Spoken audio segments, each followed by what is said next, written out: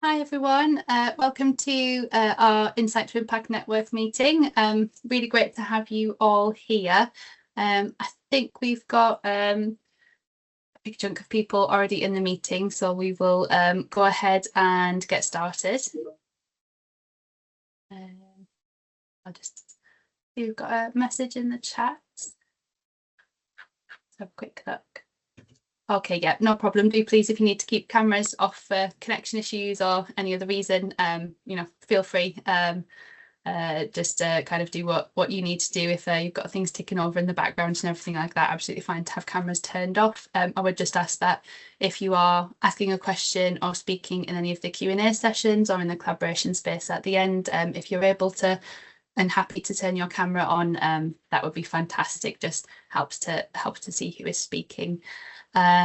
Before we get going, I just want to give a bit of background into the network itself. This is our second meeting and we've almost doubled in size since the first meeting, which is absolutely fantastic. But since we've got a lot of new faces joining us today, just wanted to give a bit of background as to the rationale behind the network and the purpose of coming together today.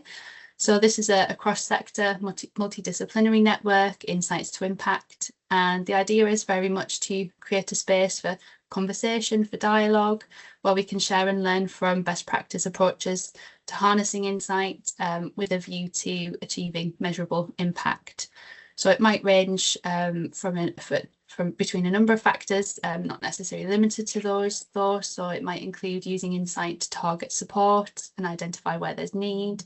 It might be about tailoring support and developing services, or evaluating the reach and impact of those services and that support, telling stories in ways that make a difference, using insight to inform advocacy and campaigning activities or inform funding allocations, grant making decisions, for example, as well as informing strategic practice and embedding and standardising that best practice. So the aim is very much to support those of us who might be working in different sectors and different disciplines to reach that common goal of using insight to directly change and improve lives. We've got a very jam-packed agenda today, which is fantastic. We'll be starting off with Sarah Thacker and Teresa Howard from East Suffolk Council, and they're going to be speaking to us about how data sharing can help tackle health inequalities. Next, we'll be hearing from Alessio Villanacci and Nabil Mahmoud from Sirio Strategies, who are going to be speaking about measuring the social value of fuel poverty interventions.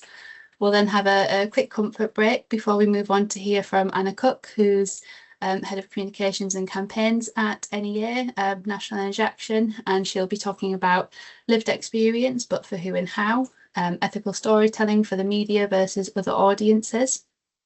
Next, we'll be hearing from Lisa Malion, founder from Indoor Air Aware, and she'll be talking about improving indoor air quality for all. And finally, we move into our network collaboration space right at the end. And that's just a space where we can look at themes and priorities for the next meeting, discuss next steps for the network, also an opportunity for you to highlight any publications or resources or events that are upcoming, and just kind of have a bit of a conversation and dialogue with other members of the network. So with no further ado, I will stop sharing my screen and hand over to Teresa and Sarah from East Suffolk Council. Thank you very much. Hopefully everybody can hear me. Just set up the presenting teams.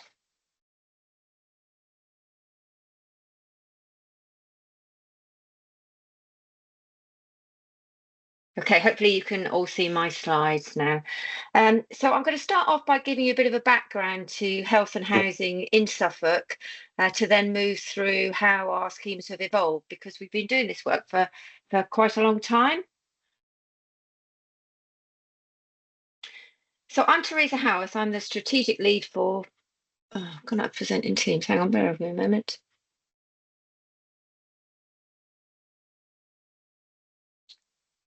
Okay, so I'm Teresa Howarth. I'm the strategic lead for private sector housing at East Suffolk Council, and I'm also leading on a number of initiatives that cover the whole of Suffolk. So way back in 1999, we set up our first joint working group, which was illegally established through a consortium agreement. So that enables the 5 councils in Suffolk to work on behalf of each other. So with any one particular initiative, a council can step up and lead with the agreement of the other partners. So the councils that we work with are all of our district and borough councils and also our county council, because we are currently still in a 2-tier system here. And our aim is to reduce health inequalities through better housing. And we've got 25 years of experience of failing and succeeding to deliver schemes differently and support our residents in a way that works for them.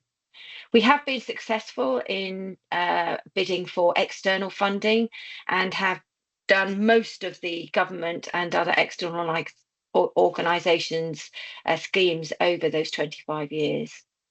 And what does success look like for us? Well, it's improved health, well-being, independence and financial resilience for the residents of Suffolk. So the projects that I'm going to talk a little bit about this morning, also this afternoon, are Warm Homes Healthy People, which is our core fuel poverty initiative, Eco4, which I'm sure a number of you have been involved with, the experience of Hug2, what we're going to be doing with Warm Homes Local Grant, and our Suffolk Healthy Homes initiative. So Warm Homes Healthy People is a single point of contact for fuel poor households across the whole of the county. We provide support through a telephone helpline and also through email and a web-based form. So people can contact us from a number of routes, and we aim to give advice and support to access a range of grants and information that's available. So we administer all of the central government retrofit grants that have been available and are still available. But I think the difference about the scheme that we offer is that it involves home visits, so that we're able to not just address the fuel poverty element of the inquiry, but also look to see what other needs a resident has on the basis of a make every contact count system. We deliver Eco4, so we have a statement of intent that enables us to determine that a resident is eligible for the eco support. And in 24-25, we signed off 152 flex declarations for quite a range of contractors. Eco4 gave us options to support people who were on gas, because Hug2 was only an off-gas scheme, and I think our learning has been that Eco4 can still be quite difficult to administer for vulnerable cohorts. So there's a huge fear of scamming, and quite often the Eco4 material comes either in the form of a leaflet through the door or a letter or a cold call from someone. And I think many of our most vulnerable residents are suspicious of somebody offering them such a huge potential improvement for their properties, and so perhaps don't sign up when that is a genuine support for them. We've also found that contractors and sometimes lead generators can be quite challenging, because their timetable and what they want is not necessarily aligned to what we can deliver. And because Eco4 provides no administrative funding, that was quite a challenge for us at the start of the year. But we have introduced charging a fee for signing off the flex declarations. And so we're now able to fund half a post to what we've brought in terms of income over the last year. So that slide's rather small, but basically what it sets out is our fees and charges policy, which means that we can charge somewhere between £65 and £260 per EcoFlex declaration. That enables us then to feed that into funding somebody to actually support that, which has made a huge difference to what we're able to do. So Hug2, we delivered Hug2 with £3.8 million and supported 217 households. There was a health eligibility route, which was a good good avenue into having conversations with our health partners, which I'll come on to talk about in a bit. Not being able to deliver gas was a bit of a problem because most of our deprived areas are in urban populations, and our rural poverty is very sort of disparate and spread around the county. One of the learning element that we identified was that actually 178 residents actually withdrew from going ahead with their Hug 2 application, having funded the retrofit assessment for them. So we'll be looking to delve into that to understand why they dropped out, because they passed the eligibility element. It wasn't about making sure that they could access the scheme, but they dropped out without going ahead with the installation. And another thing that we identified was that although the clients we helped had a low income, they may not necessarily have been the most vulnerable to living in a cold home. And when funds are really scarce, we believe we should be targeting them to those with the worst health living in the worst housing. So the Warm Homes Local Grant, like many councils across the country, Suffolk received less money than expected. We had our case accepted for a £15 million funding scheme, but it was cut back to 4.6 million. So that's had quite an impact on our business support team. We've had to lose a significant proportion of our staff. And it means that what we're able to do moving forward is significantly reduced. So again, we're asking ourselves the question, should we be ring fencing that funding for the most vulnerable households? So our new way of working is Suffolk Healthy Homes. So the service offers a one-stop shop for health professionals to refer into, and their patients and our residents receive a wide range of housing support. The team works actively with health partners to identify the vulnerable cohorts within Suffolk, and it's a much more efficient way of working to reach those that were previously very challenging to engage with.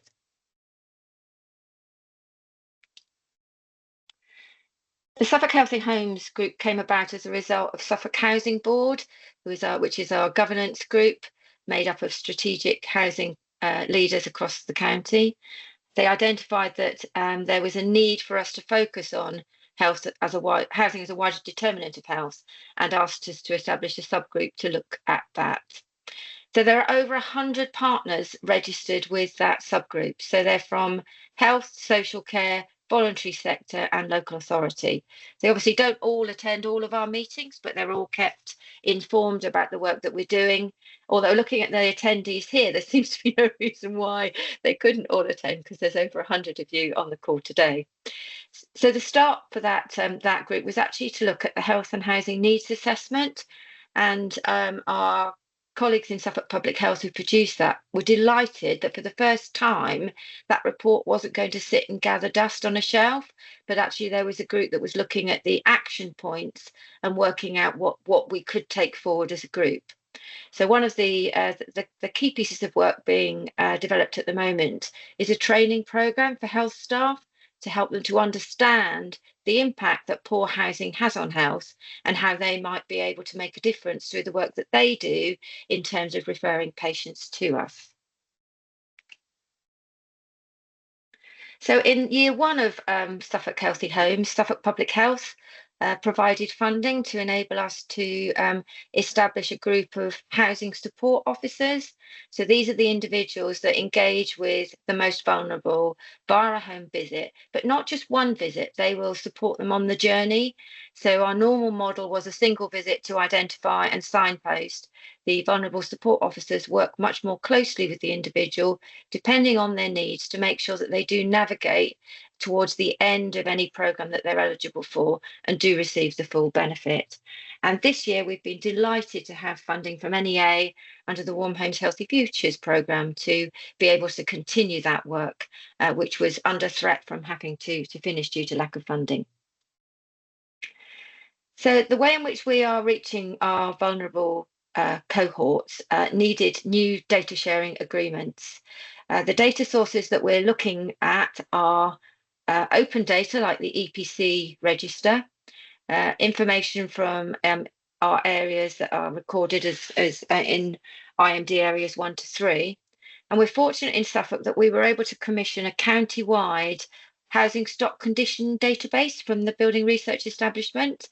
And that means that we have got address level data for all of our housing, which includes not just housing condition, but also information about household makeup. So we can drill down and find out properties that likelihood of it being in receipt of benefit, the age of the eldest adult, and that kind of information, which enables us to target where we want to take our action next. But the big win was access to health data. So again, we can look to do worst health, worst homes. So I'm going to introduce my colleague Sarah Thacker now, and she will run through the solutions that she's helped us to work through in terms of data protection. Thanks, Teresa. Yeah, hi everyone, I'm Sarah. I work in information governance in the council, both on data protection and freedom of information for my SINs. But we're going to be looking at the data protection element of information governance today. So I will just have to caveat right at the start that we are data controllers in our own right, as are you guys. So anything I talk about today is very much from an East Suffolk Council perspective. You will need to seek your own advice with your own data protection officers, because legally we can't give advice to another one. So just caveat that right from the start. So we are just going to have a look today at an overview of what we think about when we're starting a project wanting to share data, and any actions that we need to do to enable that sharing of personal data.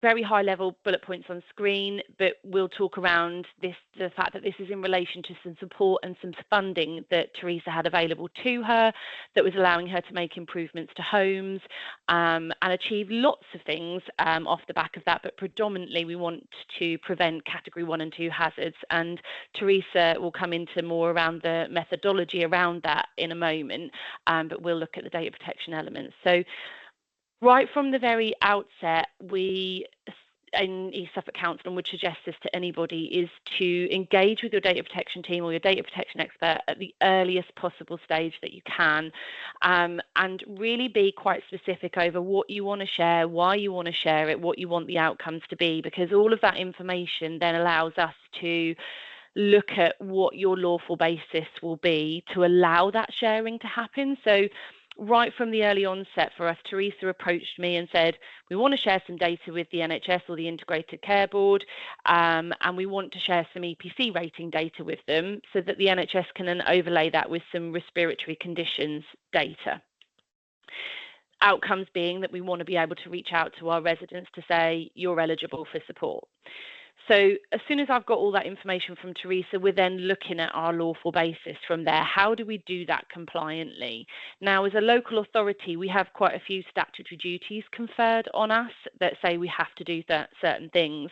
And in private sector housing, the predominant act that we use, not the only one, but the predominant one, will be the Housing Act 2004, which says we have to ensure private sector houses are up to standard, again, preventing those category 1 and 2 hazards, so things such as mould, damp, etc. The NHS have several statutory duties as well, but for this particular project regarding the EPC data, they were very much using the Health and Care Act 2022 and the NHS Act 2006. Specifically Section 13SA, which is all around supporting patients with their health inequalities. We've then from there, once we've established that lawful basis, especially with working with anything to do with the NHS or the ICB, we then go on to look at any considerations we need to give what they need from us. So the NHS will only share data with organisations that have signed up to and have got their accreditation for the Data Security and Protection Toolkit, also known as the NHS Toolkit. We've done that, we've got our accreditation, and we're now maintaining that accreditation year on year.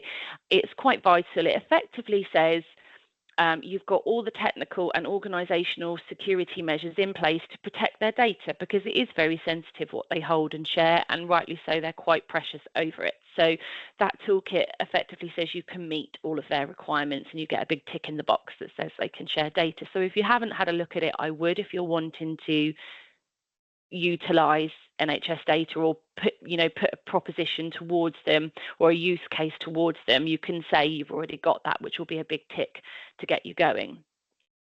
Once we've done all of that, we then look at any other documentation we need. So data protection impact assessments, data sharing agreements that very much just document what we're doing, why we're doing it, the lawful basis, what the outcomes will be, how the data will be stored, when it will be destroyed, and quite crucially, and I would say the main, even though it's the last bullet point on the screen there, it is very, very crucial, that Principle 1 of UK GDPR says we must process data transparently, lawfully and fairly. How are we informing individuals what we're doing? So we have privacy notices on our websites.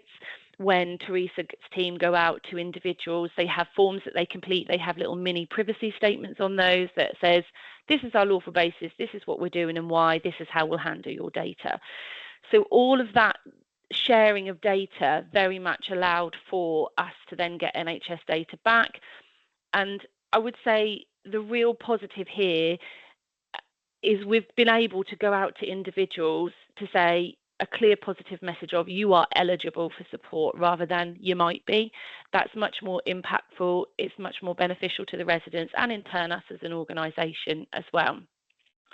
I would say one of the learns that we've had off the back of this is really knuckling down right at the start that data that you want to share and anything that might need to go back the other way. So after we'd put this project into motion and we were seeing really successful results, the NHS decided they wanted some feedback data from us, from individuals, so outcome data, so they could track their progress through how that was then impacting them and their well-being and their health conditions moving forwards.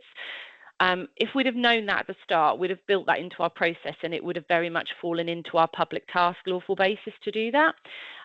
We found out about it after the event, so we're now having to go back and contact those individuals and ask their consent to share that information, because that's the only lawful basis we've now got available to us. It's just a learn. I think it's asking that question, but we've learned from that. Next time round, we won't have that hiccup, but it's, I think, crucial to share that learn with you as well.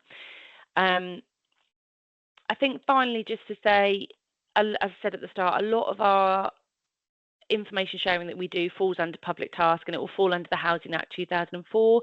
That isn't the only act that's available to us. A lot of our funding comes from government. And where we see funding from government, we will then sit still in public task, but it will normally fall under the Local Government Act and it will be called a Section 31 grant. So it still sits in public task and underpinned by the Housing Act. But there's some other avenues available to us as well, depending on where the funding is coming from. And I think lastly, just to say, it's worth mentioning that a lot of activity can be done without the need for data protection at all, or for us to kick in and get engaged. Things like you can engage with GP surgeries to do a lot of the legwork for you if they're on board and they can see the benefit to their patients without us getting involved, i.e. they do the contacting, etc. We don't, but I'm sure Teresa will come on to more of that later on. But that's it from me, really, just a very high level overview. Thank you, Sarah. So I'm now just going to run through some of two of the programs that we're running currently. One is working with the ICB that Sarah mentioned, and the other is an example of work we're doing directly with a GP surgery, because they're definitely set up in a different way. So the methodology that we used for the Norfolk and Waveney ICB, as Sarah said, we were signed up to the toolkit, and we started looking at our data for one of our most deprived wards, which is called Kirkley, and we pulled out all of the data for EPC, E, F and G properties, where there was a presumption of poor energy efficiency, and we used our BRE database to do that.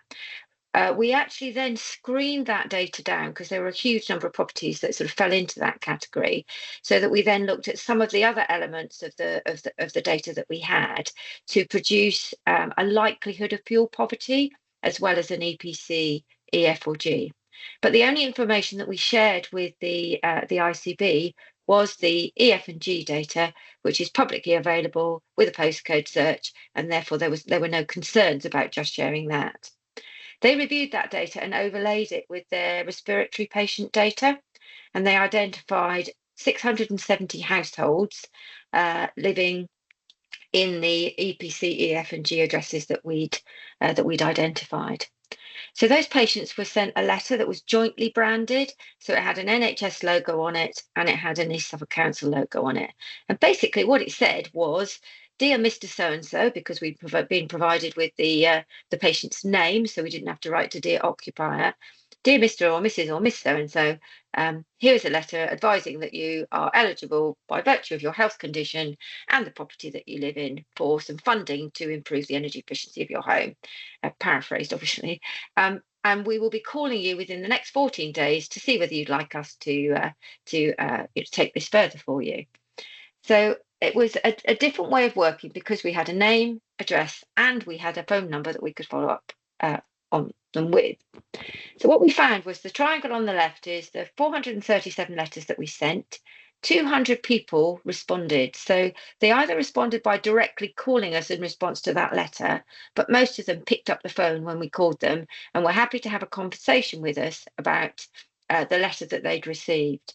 If you gave that 45% response rate to anyone who's trying to do a marketing activity, they would bite your arm off for it, never mind your hand, because the response rate is so much more than anyone would expect. And of those 200 people, 67 of them requested a home visit and 67 home visits were carried out. Again, a really significant number of people wanting our support.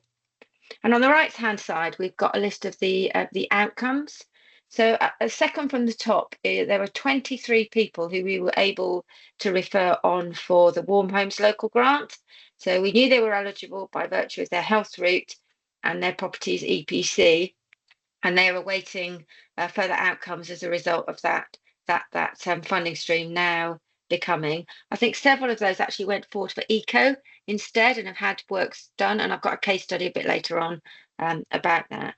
But we were also able to do things like a falls prevention referral. We were able to refer people to the fire service for smoke alarms. We gave general energy advice. And we were at the time running a winter warmth campaign. So several people actually received one of our winter warmth packs with hats, gloves, and various other pieces. So it's as a result of these interventions, particularly the significant ones around energy efficiency, those are the patients that the ICB want to follow, because what they want to know is, as a result of making a difference to the home environment, improving it so it's healthier and warmer for people, what was the impact in terms of the number of times those people needed a GP visit or they needed their medication? Was there a reduction in their asthma inhalers, or for COPD patients, did it reduce the number of times that they actually needed to be admitted to hospital during the winter? And they're looking to follow them for 5 years. So as Sarah says, we just need to nail this consent to be able to share that data back. So this is a case study of a family that we identified as a result of this programme. So both parents had ill health and mobility issues. I think the dad had an accident at work and as a result of it lost his job, but received some compensation that meant that they had been served with notice to quit in the property they were renting, but this enabled them to get one foot on property ladder. So they bought a property at auction without viewing it. And when they actually moved in, they found it was an absolute disaster.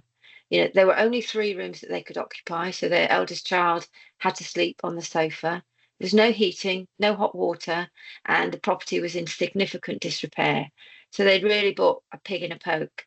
And they had no idea that they were eligible for any sort of support. And had they not received that letter and call from us, they would still be living in those conditions.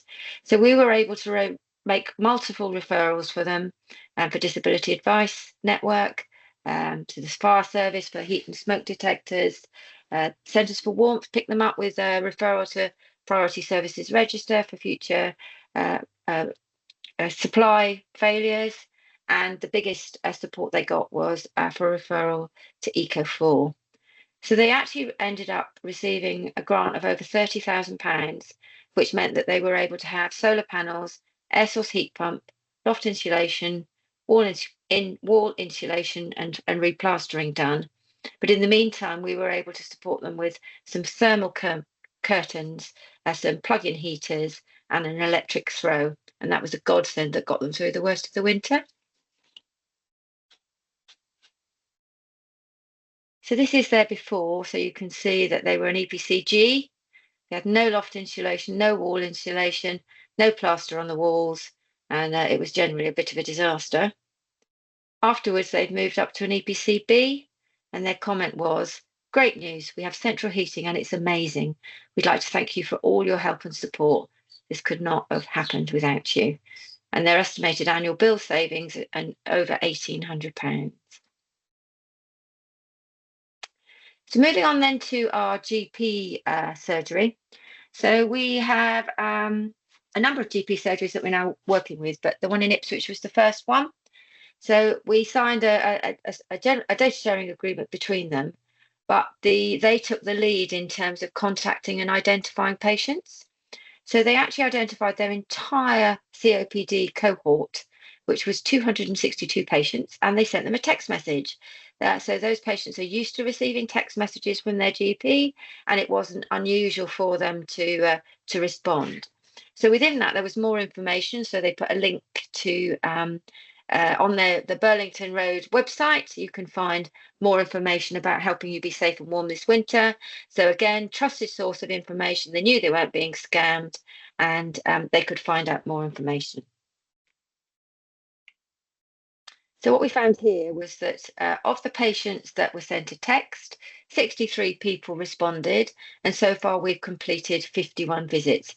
We're still some way from sort of completing this this project, so there's more work in terms of the responses that and the outcomes that have been received. But again, an incredible response rate to something that was effectively a bit of a cold call. So what have we learned? Well, data sharing barriers can be overcome. And partnership working means a much greater trust and improved response rates. So there are ways of reaching unreachable people and a legal base on which we can do it. But one of the things that you need to factor in is that partnerships and data sharing agreements can take a considerable amount of time to pull together. So tips for engaging with health. I think one of the key things that we've identified is the importance of aligning strategically with health outcomes, and that's not difficult to do because when you look at what their priorities are, it's very much aligned with what we're trying to do as housing professionals. Engaging with your key stakeholders is, an aspiration, but by starting small and focusing on the people that actually get it, it enables you to do more than you might otherwise do because they know who else you need to speak to, and often it's the key people that you need that open the doors. So this is the Live Well model, which forms the basis of much of Suffolk's work around health. So the next steps. It may seem that now is not exactly the best time to embark upon new partnerships, what with the shake-up of the NHS, the shake-up of local government with moving towards unitary authorities across the country. But actually, maybe now is the good time, because if you're not at the table when those discussions about how we're going to rebuild systems occur, then you miss out potentially on being at the table after the event. So I think recognising the benefit of being included in the new primary care provider collaboratives, or whatever your local equivalent is likely to be, is key. And we're looking at seeing how we might embed a housing officer within those systems. So at the moment we have integrated neighbourhood teams. I'm sure in your areas you'll have something similar. They don't include a housing professional at the moment, but if they did, you've got access to many frontline staff from a range of different services who are talking to and engaging with vulnerable patients and could provide a direct referral system to enable us to, again, be looking to support the most vulnerable first. And beginning conversations now about how those programs might be jointly funded is also key, because all of these programs rely on stop-start funding. There is no core funding for most of what we do, and we're constantly looking for where we might get the next funding from to be able to continue work that when you start looking at the benefits to the wider system, there is no argument that it's worthwhile. But when you're negotiating against a background of 50% cuts, it's really hard to make those arguments, even though they stack up, make them be heard, really. So that, in a nutshell, kind of what we've been doing in Suffolk, and open now for any questions. Thanks, Teresa. Thanks, Sarah. Absolutely fantastic presentation. So much to learn, and it's actually really great to see how different approaches to data sharing can result in different delivery models, which are really successful in different ways. So just helping people to see the kind of various options that are available and pathways within that. I have got two questions and kind of a sub question in the chat. I'm conscious that we haven't got much time, so I know, Sarah, you are going to have to head off following this, but Teresa will be around in the network collaboration space, so we can pick up extra questions there or circulate them after the meeting. Before I'm going to quickly go to the first question from the chat, and then if someone does have a question that they'd like to ask live, do please raise your digital hand and I'll come to you afterwards.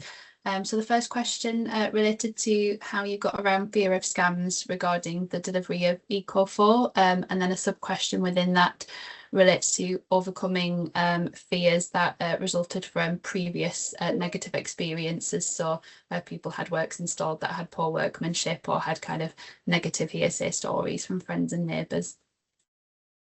I think, always the bad news stories are the ones that get called out, don't they? People who had a bad experience with workmanship. And we have a particular history with that, where we had an installer about 15 years ago who made a pig's ear of doing a broad external insulation program, and it's that history will impact whether some people actually move forward with EWI even now. So we try and promote the good stuff. So we have a dedicated website called Warm Homes Suffolk.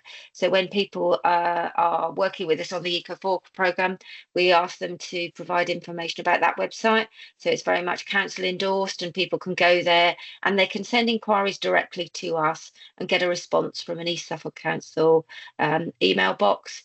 And we provide as much reassurance as we can, along with our general promotion that it's not a scam.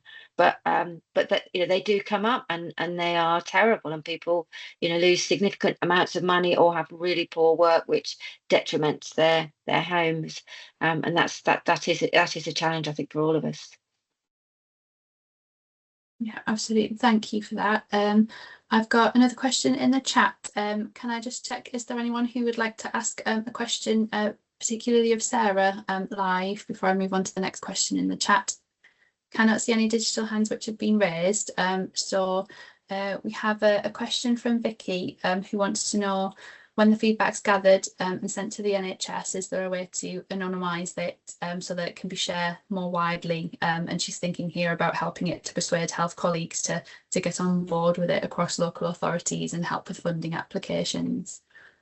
Yeah, absolutely. I mean, it is gold dust if we can get the health economists involved in quantifying the actual value of the reduced use of services.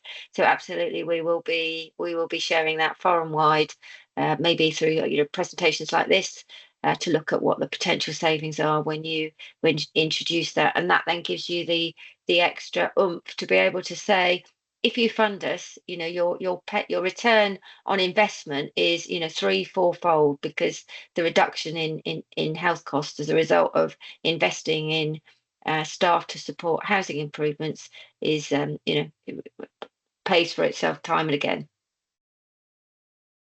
Thank you. And I'm going to go for last question before we move on to our next presentation, and then any further questions after that I will save for the collaboration space or for follow-up after the meeting.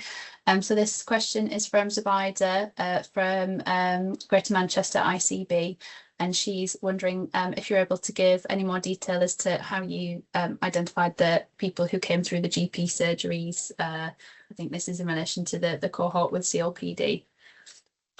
So we left the identification of the patients directly to the GP surgery, but they have that information stored on the database that they use in the surgery, and they use their their own sort of interrogation of that database to pull out the names and contact details for those patients. So they're looking to extend that initial pilot from that particular surgery, and they want us to look at asthma sufferers next. So that is a considerably larger patient group than COPD patients, but it equally involves quite a lot of younger people as well.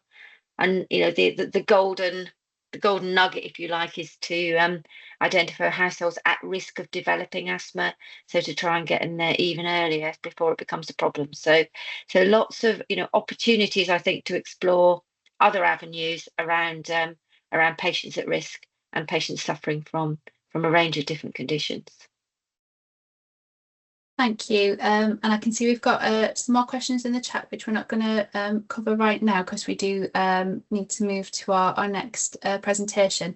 But I just want to note here that in relation to both the questions which were asked and the responses in this Q&A, I think speak really well to potential themes for future meetings as well. So I've got looking at quality assurance in retrofit interventions. How can we maximise engagement, build trust, and also achieve outcomes for households within that context, and also picking up on achieving outcomes for younger people. How do we prevent those health inequalities from occurring, and how can we measure that they have occurred, just from the questions that are being asked in the chat. So lots of food for thought, which we can pick up in the collaboration space later, but also look to build into the next meeting for the network. So just want to say a huge thank you to Teresa and Sarah. I'm sure everyone agrees this has been absolutely fantastic, really useful. I just want to highlight that we will be sharing the slides and a recording of the meeting afterwards as well. So you will have access to the resources and be able to recap and enjoy the presentation again if you wish. So thank you very much to the both of you. And we're going to move on to our next presentation now, which is from Alessio Villanacci and Nabil Mahmoud from Sirio Strategies. And they're going to be talking about measuring the social value of fuel poverty interventions. So I will hand over to you both. Do feel free to share your screen directly, Nabil or Alessio. Thanks, Jamie, and hello everyone. Thanks for having us again here to talk a little bit about the work that we do in social value measurement, and especially the work that we're doing with the NEA. So as Jamie said, it's Nabil and I believe we also have Amy on the call, one of our colleagues as well. And what we'll do, I'll provide a bit of an overview of social value measurement, a bit of background on what it is and how it works, just the basics, just a bit of an intro, and then I'll hand it over to Nabil, who will talk to you guys about the work that we're doing for the NEA, the social value framework that we're developing, and we'll focus, of course, on the impact that insight and that the great insight that the NEA is able to capture from the front lines of support, how that can really improve the social value measurement process and how it can provide better results. Nabil, can I just ask you to go to the first slide, please? Thanks very much. So on this slide, I'm just pretty much giving a bit of an overview, and I'll talk to you about the different dimensions of value that one looks at when considering social value measurement. And also, I'll tell you a little bit about the difference with typical cost-benefit analysis. Why is this different? So at a high level, social value measurement is about understanding the broader impacts of activities of an organization, for example, on people, the environment, and society at large. Of course, that's a bit different from regular cost-benefit analyses. Of course, when one runs a cost-benefit analysis, usually the standard is that you will look at the costs and the benefits to your organization. Instead, here, in many cases, you're looking at the costs to deliver support, but the benefits would not be considered from your organization's perspective. Rather, they would be considered from society's perspective. And here's where the different types of value come in. So you've got 5 on the right-hand side of the slide. And the first one is financial impacts. Again, these are financial impacts to customers. You can, or people, households. You can potentially businesses as well, of course. And you can imagine these as, money not leaving a person's pockets or money flowing into a person's pockets. Economic impacts are broader, and they look at things like productivity at the economy-wide level. You're looking at things, for example, like employment, upskilling, training, and all these types of economy-wide factors that, of course, would impact the, if you will, the GDP of the area of the country of whatever other geographical layer you're interested in. The third one, fiscal impacts. This is very much about the public sector. And of course, this is closely linked to a lot of the work that we do with the NEA in terms of evaluating fuel poverty. So fiscal impacts are looking at public sector impacts, say, for example, the impacts on the NHS, on other public services, on GPs, of course, the improvement in one's ability to live in a warm home, and of course the impact that has on their medical conditions. That is an example of a fiscal impact. Of course, many more out there. Environmental impacts, that is quite self-explanatory. We're looking at things like the avoided carbon emissions or improvements in biodiversity. And the last, but of course not least, is different from the others. Well-being impacts is very much about looking at the person that you're helping and looking at their personal experience, especially their quality of life improvements. So whereas the other ones from 1 to 4 on the slide are captured in a monetary term. Well-being is, of course, also captured in monetary terms, but the difference is that the first 4 are based on more objective proxies, whereas the last one, the 5th one, is based on subjective proxies that are linked to quality of life improvements that, of course, can change from person to person and vary given a wide range of factors. But whereas the number 1 to 4 are, looking at widely established values for certain outcomes, the 5th one is very much looking at the personal experience of an individual involved in a program. So, but different, but of course, all of these are expressed in monetary terms. And that actually takes me to the next slide, where I'll just give you a bit of an overview at a high level of how a social value, assessment would look like. In this case, we're looking at a framework, at a methodology called SROI, Social Return on Investment. And this is the framework that we are applying for the NEA, and of course that many others apply as well in the UK. Now, there are 4 elements here that lead to the output, which of course it's the benefit that an activity is generating for society. So let me run you through these, and I'll just give you an example, a simple example. So the first 3 terms, if you will, of the equation, you could call it that way, are financial. It's a financial proxy, a discount factor, and a support volume. Now I'll take each of these in turn. Financial proxy is very much that monetary value that I was describing before when I talked about the 5 dimensions of value. And this proxy allows us to put a monetary amount on a positive outcome. An example, a simple example in this case, would be, for example, the amount of money that a household saves on their energy bills as a result of energy efficiency behavioral change advice.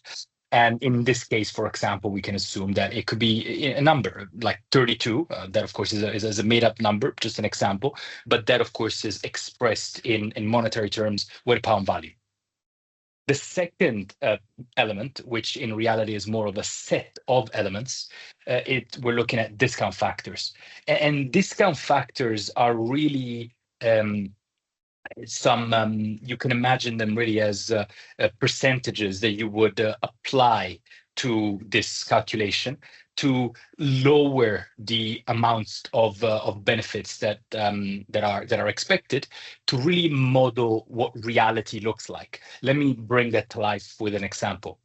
In what we were just looking at, in the example that we're just looking at here, so the provision of behavioral change, energy efficiency advice. When the NEA reaches a household, delivers that support, understands their situation, they may provide advice that, of course, could lead to a decrease in energy bills.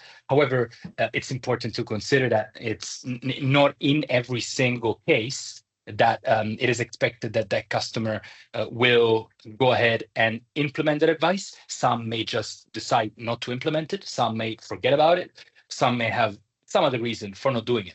So in this case, it would be an overestimation if we were to expect that everyone, the whole population, everyone who received a bit of support, were to actually implement this advice. And therefore, we use a discount factor, and we will say, for example, that only on average 62% of the individuals involved will be implementing this advice. There are, of course, other examples of this, but that hopefully just gives you an idea of what these discount factors actually do and what they achieve in the context of the calculation. The second to last element is support volume. That's very simply how many people have you supported, how many households have you reached with your support. In this case, for example, it could be 1,500 because 1,500 households have been reached and supported with behavioral change, energy efficiency advice. All of those together would give you a benefit amount that, of course, is expressed in monetary terms. And from that, you would subtract the cost to deliver that initiative. In this case, if we were to do it from the NEA's perspective, that would be the cost to the NEA of delivering that advice to 1,500 households. And what comes out of that is a benefit assessment that will basically compare the benefits to society. So again, to customers, to the environment, to public services, to the economy, to customers' well-being, looking at all of those benefits, and then from that subtracting the cost invested, the amount invested by the NEA to deliver that support. And ultimately, that will tell us whether the amount spent on these initiatives has delivered more than the cost, of course, and of course, how much more it has delivered. And that, of course, an analysis of that can inform, some strategic decision making, some tactical decision making in terms of which services would potentially deliver more support and more value than others. And of course, this is only one of the data points that one should consider when supporting customers. Of course, everyone's situation is different, and everyone needs a particular mix and set of services that are tailored to their characteristics. So we don't in any way want to summarize the whole decision and the whole impact into a financial number. We only consider this as a useful way of looking deeper into what's happening, understanding the impact, and of course understanding what's driving that impact as one, as I said before, of the many decisions, the many factors that could be considered. I'll hand it over to Nabil, who will tell you a little bit more about the work that we're doing for the NEA. Thanks, Alessio. So Alessio painted a bit of a picture of, what SROI is more widely and went into sort of the methodology. What I'm going to focus on is really what we've been developing at and with NEA, importantly, so which is the social value framework.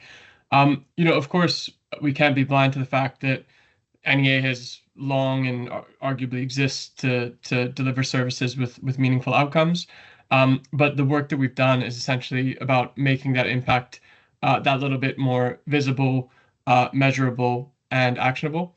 So what makes NEA's approach distinctive is, I think, and how it potentially sets them apart from other, at least network companies in the space that are operating in this area, is that, a lot of insight is really gathered from the front lines, which feeds directly into the measurement framework that we've been developing. So, whether it's about understanding, how delivery channels affect outcomes, or what some of those components, such as the discount factors that Alessio just mentioned, look like, the lived experience of NEA clients is really front and center here. So that's something that really, sets this framework, I think apart, in my own opinion. So while the framework lets us measure and forecast, impact rigorously, it's also about embedding NEA's unique understanding of how support's actually experienced, just to ensure that the model reflects real world, value. What I want to do a bit of a snapshot here is basically just a high-level overview of how the framework came together and where we are now.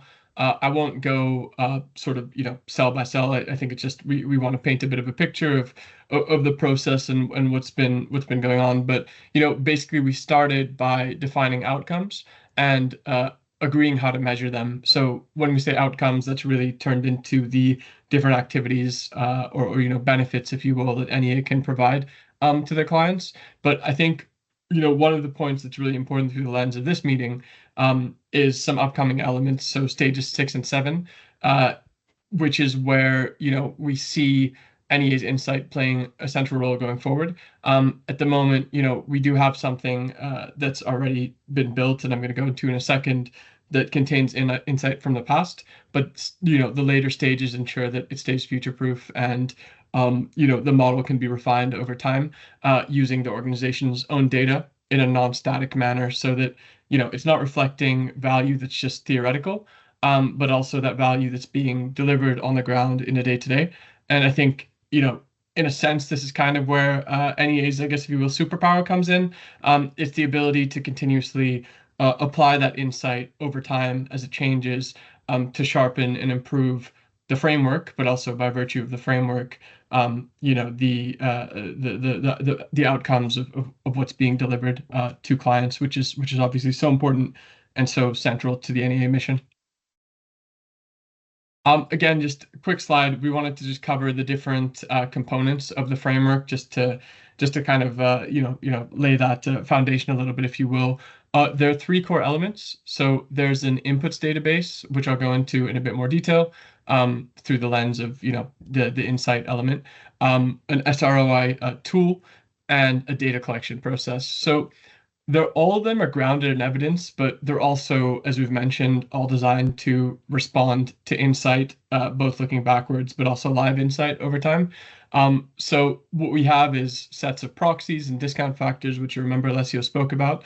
They're evidence-based, but crucially, they're flexible.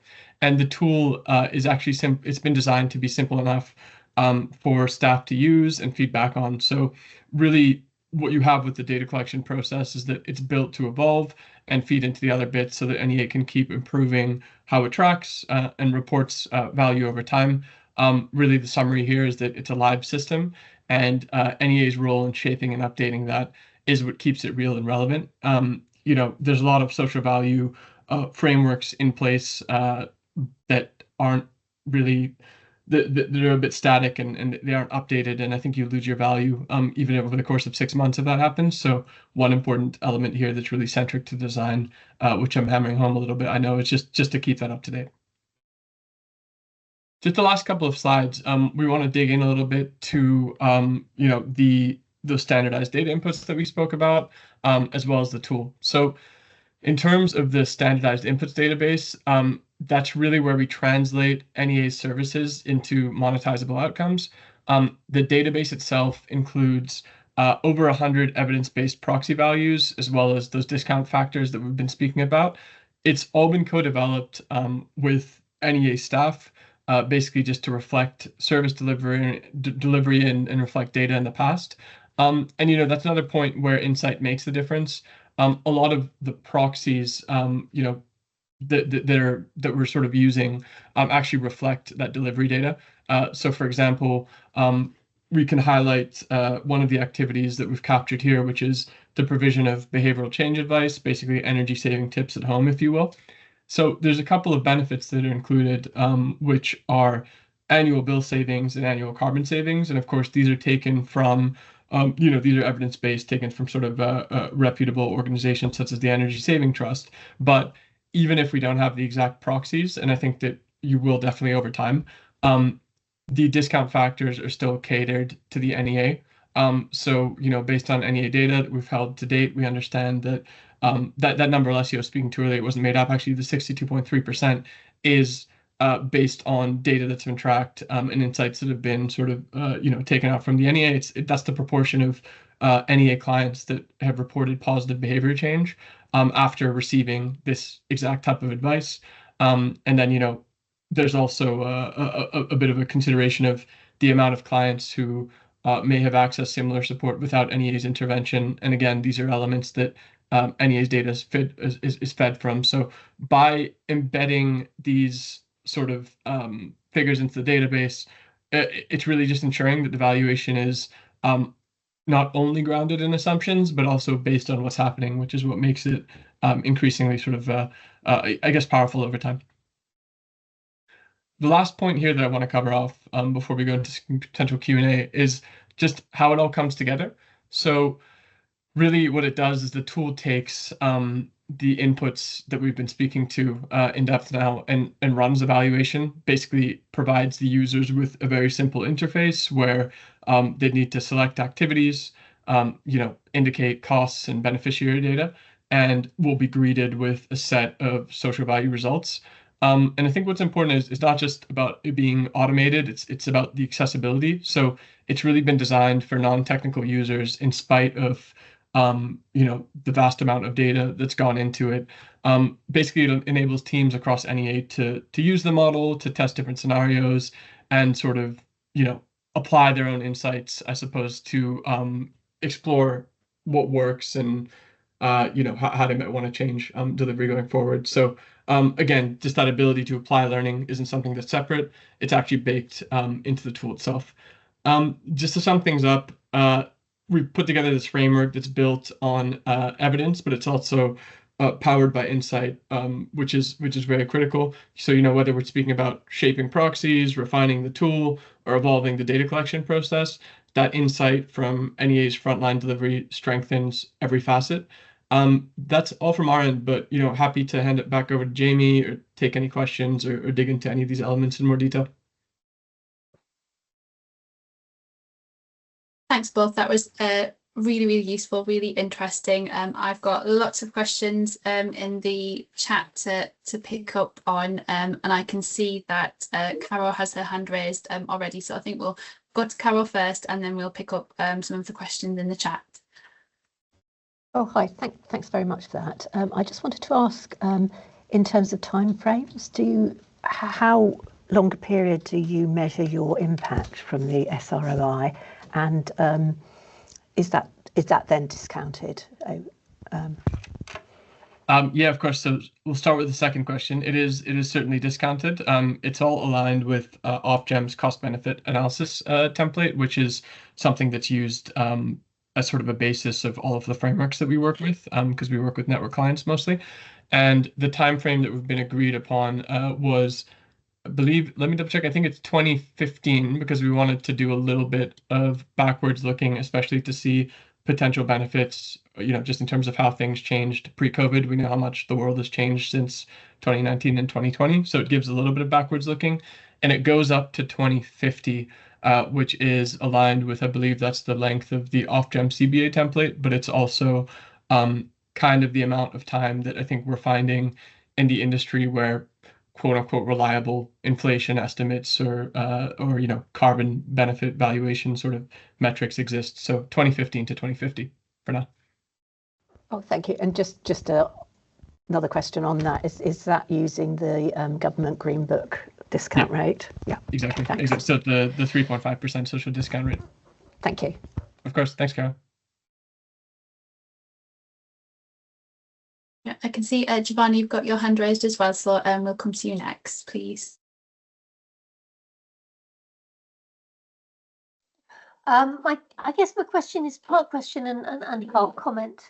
So my background is I was trained as a SROI practitioner years and years ago when the when NEF first started talking about social value, and as a consultant had done some work for a social housing provider using the HACT framework. Back in 2019, I worked with Colin Nolden from. Since then, I set up a community energy group, and we've been doing lots of energy advice work with vulnerable clients.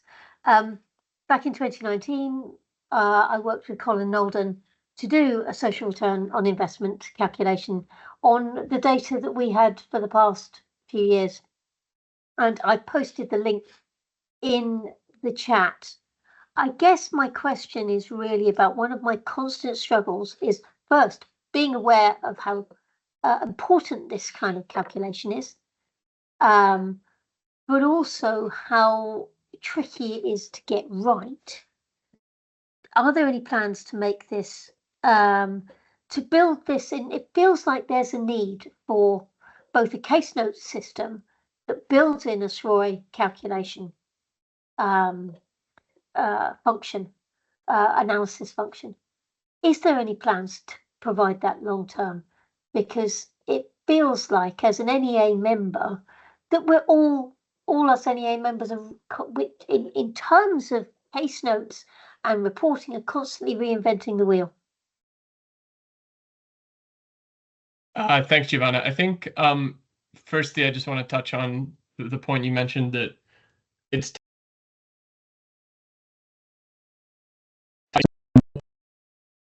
critical is that, you know, some things that Alessio and I have been really implementing, at least in the energy industry in the UK over the past, I guess, roughly 4 years, is it's kind of a thing of when you're forecasting, there is no right answer per se. It's tough to get a 100% right. You know, I guess right would mean that your forecast exactly aligns with your actual data, which I've never seen, and I think it's probably unrealistic to expect, you know, to the pound value, let's put it that way. What's important is that it's grounded in defensible assumptions, and also that there's some sort of a standardized framework that you know, different companies are using. So we built a framework that all 14 of the energy networks in the UK are now employing, which allows them to ensure that at least they're within the same sort of, you know, realm of being able to compare apples to apples instead of apples to oranges. So that's step one. And I agree with you. I mean, when we started, even around the time when you initially mentioned, it was a much more fragmented space, which made those things difficult. And apologies, I think on the second point about integrating this into, I'm not 100% sure what the case notes is, but I presume that's just kind of keeping track of, you know, the data, the data collection process, I suppose, of what you work on, and yeah, that is definitely okay. Perfect. Yeah. So the last couple of stages that we're not at yet, part of them is we're going to sort of define and address gaps in that data collection process to better align it with the framework. So the answer to that would be yes. Right. Yeah, because so by case note system, one of the things we have to do as energy advice providers is record every single piece of advice we give and what the client does as a result of that, so that, you know, over a course of iterative set of advice sessions, we can keep on picking up the case, and at the end of it, report what happened to the funder. And, you know, we've recently been through an extremely expensive process of designing something custom in Civi CRM, which cost more money than we had. But it feels like lots of other organizations have also gone along the same route, and we've got lots and lots of different tools. And maybe a role for the NEA would be to create a tool that could be used as a social franchise across many different organizations, rather than each having to go through a painful process of building these things. I agree. That makes a lot of sense. Just to come in as well from NEA's perspective, you know, we've been working with Sirio for the past 6 months now on developing this tool, and it's now in the final stages. We're hoping to be able to be up and running with it and launching it towards the end of this month internally. So for us, it's been an incredibly valuable process and really enlightening, because one of the issues that we often faced was that when it came to thinking about the social value of the interventions that we provide as a charity, but also the characteristics of our client base, weren't necessarily always reflected in other tools which perhaps took an average value across the population as a whole, whereas we know that the characteristics of our client base mean they are extremely vulnerable, that the distance travelled to reach a certain outcome is deeper than people who start off from a higher point, for example. So part of this has been looking at our standardised evaluation processes, the data that we collect and what we understand of our clients, and understanding how that can be applied to social value measurement, working with CIRIO to look at how that can be factored into a tool, you know, making sure that it is always based on high quality data which can be, which is robust and measurable, but looking at how that can be built in, and the end result, you know, it's something that really is tailored to our delivery, a vulnerable client base, and which can look at those outcomes. So as I say, we are in the final stages of that project, but once it is kind of in place, up and running, I know that from NEA's perspective, we're going to be more than you know, more than happy to walk through with our members in terms of what it is that we're able to measure, look at our standardized evaluation tools, just to help make sure that if there is data that can be collected that can inform this kind of work, then, you know, working with partners to help ensure that that data is being collected. So definitely a conversation that will be ongoing, and I imagine a topic that we can explore again in future network meetings too. You know, there's a lot of value to social value in talking about it, and lots of questions. So I just wanted to kind of mention that from NEA's perspective.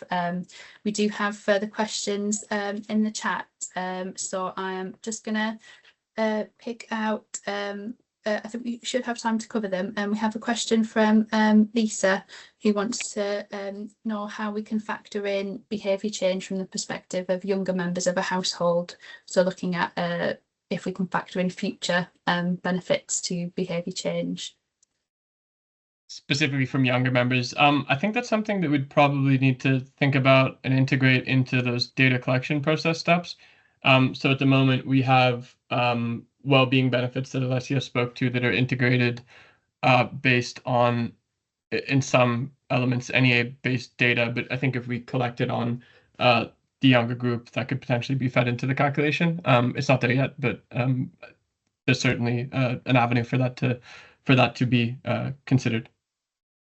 Yeah, and just to build on that, on what Nabil said, that's exactly an example where the insight that the NEA and you know, captures on people and the impact that the same services have on different categories of customers. That's exactly where you can start to see those differences.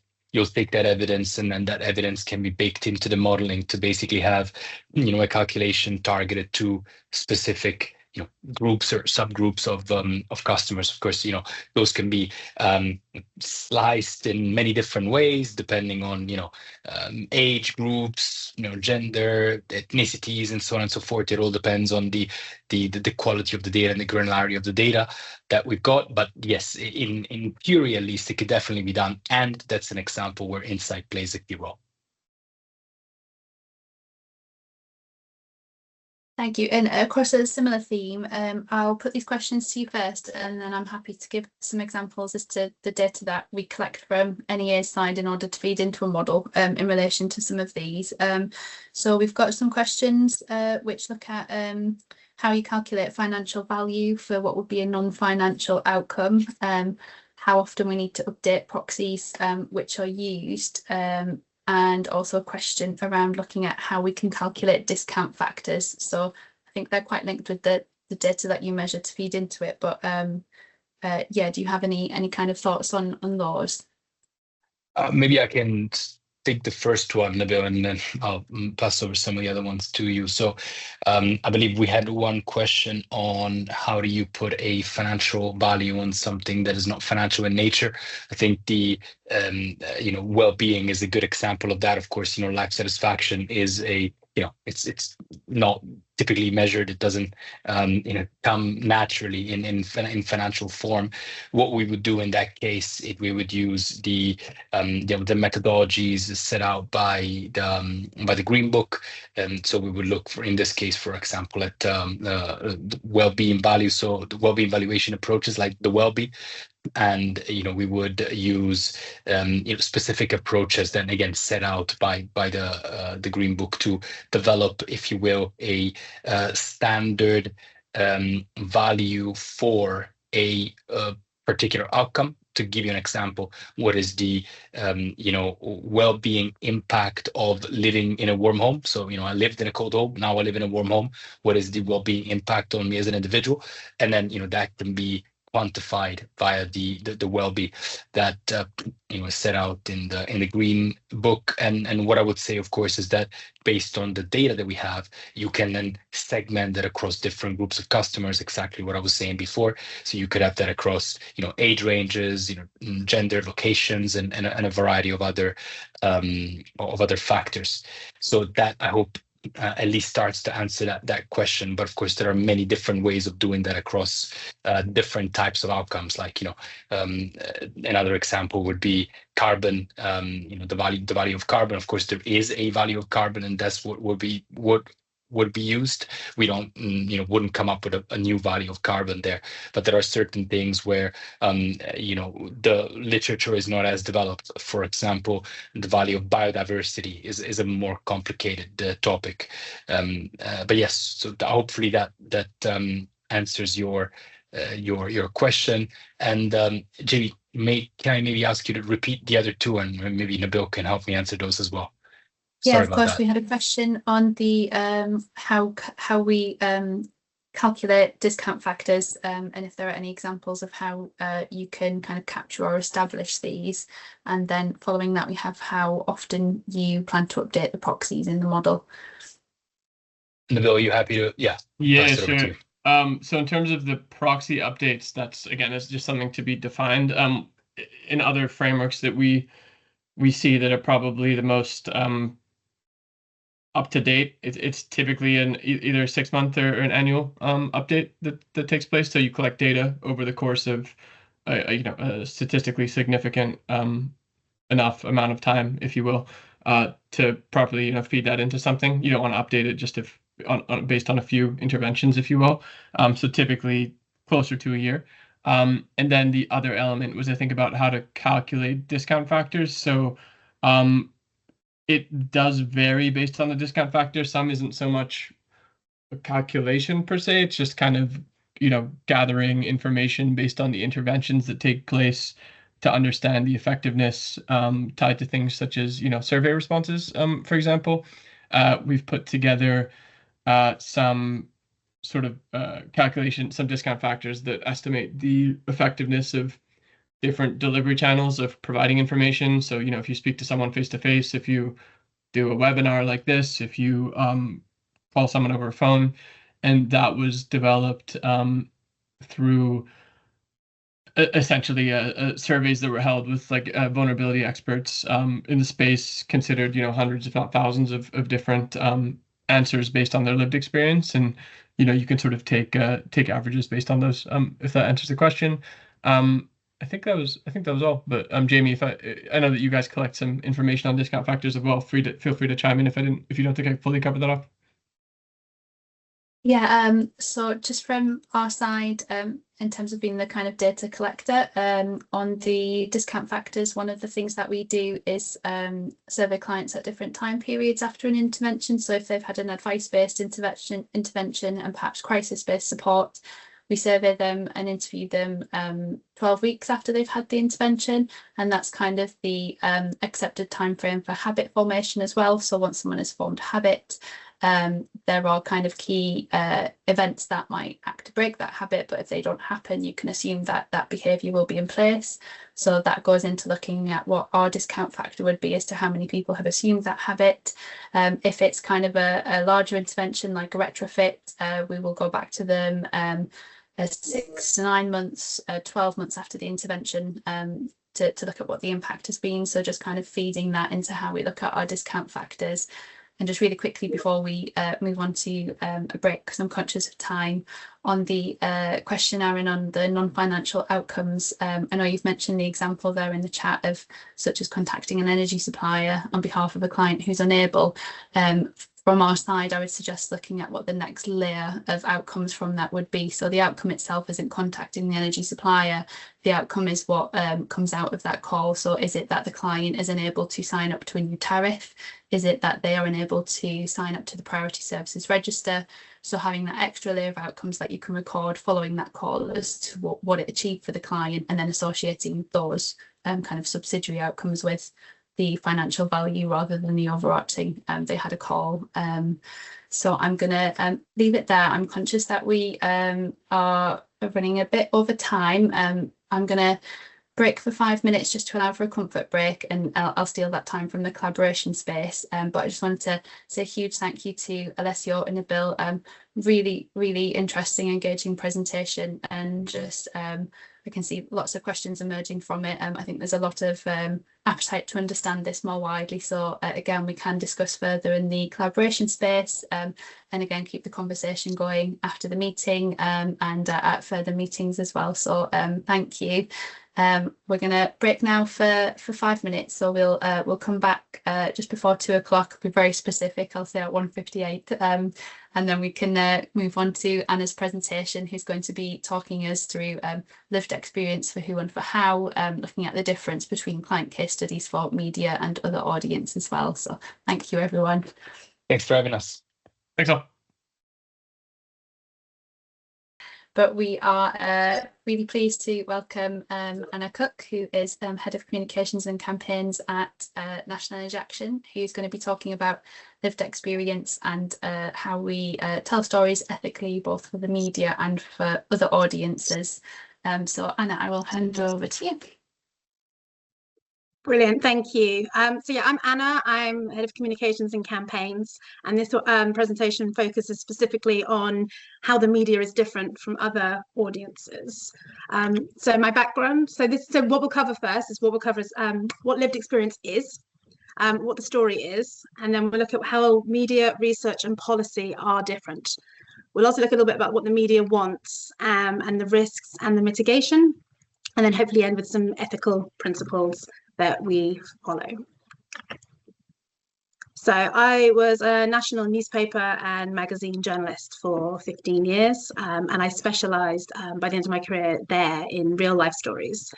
Real life, not as a counterpoint to fake, real as a counterpoint to hard news stories and compared to lifestyle content like travel. So real people's stories are at the heart of a lot of media stories. They give them a face. So the dictionary definition is about a first-hand involvement or direct experiences and choices of a person, and the knowledge that they gain from that. So being in that situation is absolutely key for giving that kind of insight. The phrases can be used kind of interchangeably. So lived experience is one of them, case study is another, client story. We hear storyteller a lot now these days as well, and testimonials.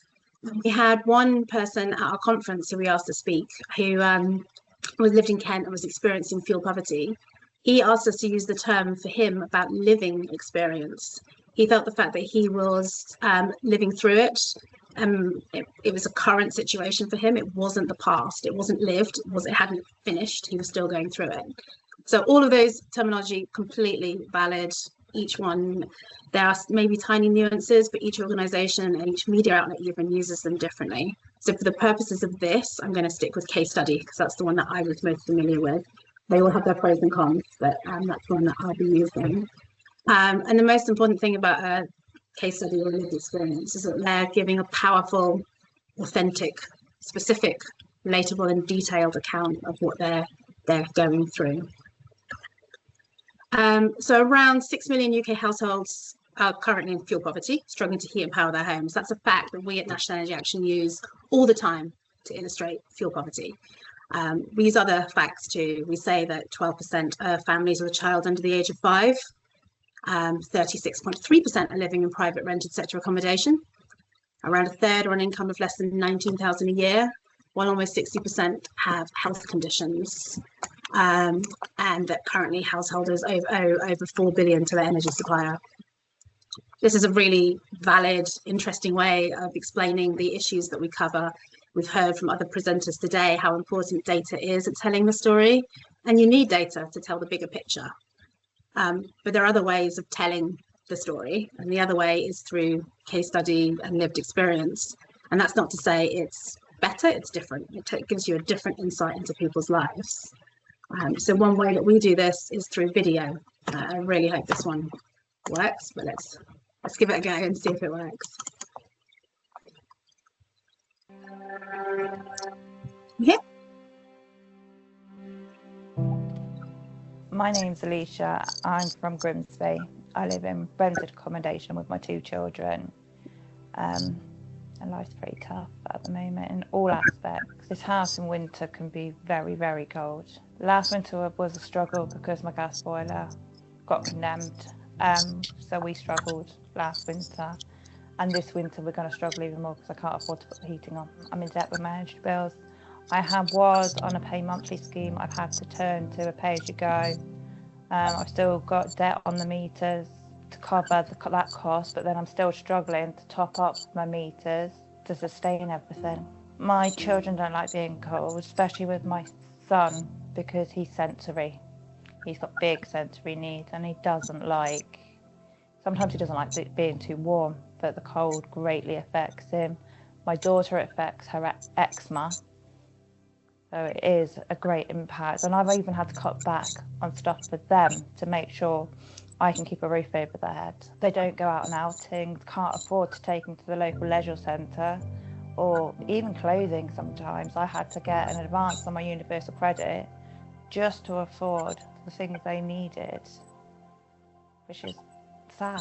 My name is Raymond, and this is a flat in Grimsby. My gas previously has been capped off because I couldn't really afford to run it, and it's just too expensive. You know, you've got the standing charges, because when I use my gas, it's mainly in the winter, and when it comes to winter and I top up my gas, I look at the standing charges and it's built up to about £80 or something ridiculous like that, and I'm like, oh no, I can't really be doing with that. So I had it capped off. I've lived in Leicester for 20 years. My name is Patricia Stander. It's a 1-bedroom flat on the 2nd floor. The bills have become expensive. I actually felt almost afraid to get a bill, and I check my reader meeting weekly, and I check to see how much I'm using to make sure that I'm not going over. I'm annoyed because I don't understand why my bill has gone up when I'm cutting down. I just find because we're old, we feel the cold. Natural Energy Action provided a support package with draft excluded stuff for the radiators, stuff to help the house keep a bit warmer and stop the draft. The National Energy Action has helped me to get my gas back up and running, which has been great. So this winter, I won't have to do silly things like put the cooker on if I want to keep warm. Helps me with energy vouchers, helps me with budgeting ideas, suggested they use a smart meter. They gave me a lot of hints how to save money. They got that lovely warm jacket that I use and my lovely torch, so I'm not switching lights on and off. And they looked at my bill to see where I'm saving, because I was a little bit worried that I was overspending on my bills. So I'm very grateful for that.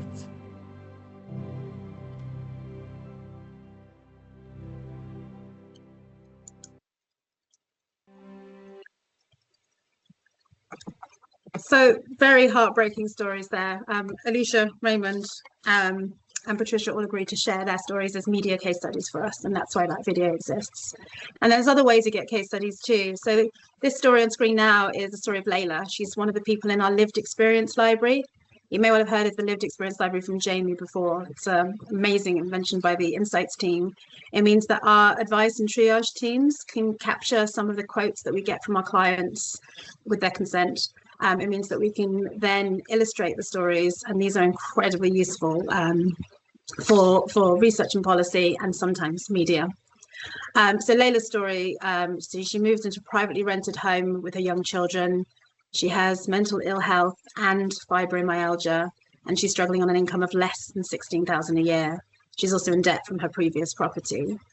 So when she phoned us for help, she was on her emergency credit, the last of her emergency credit for her gas and electricity meters.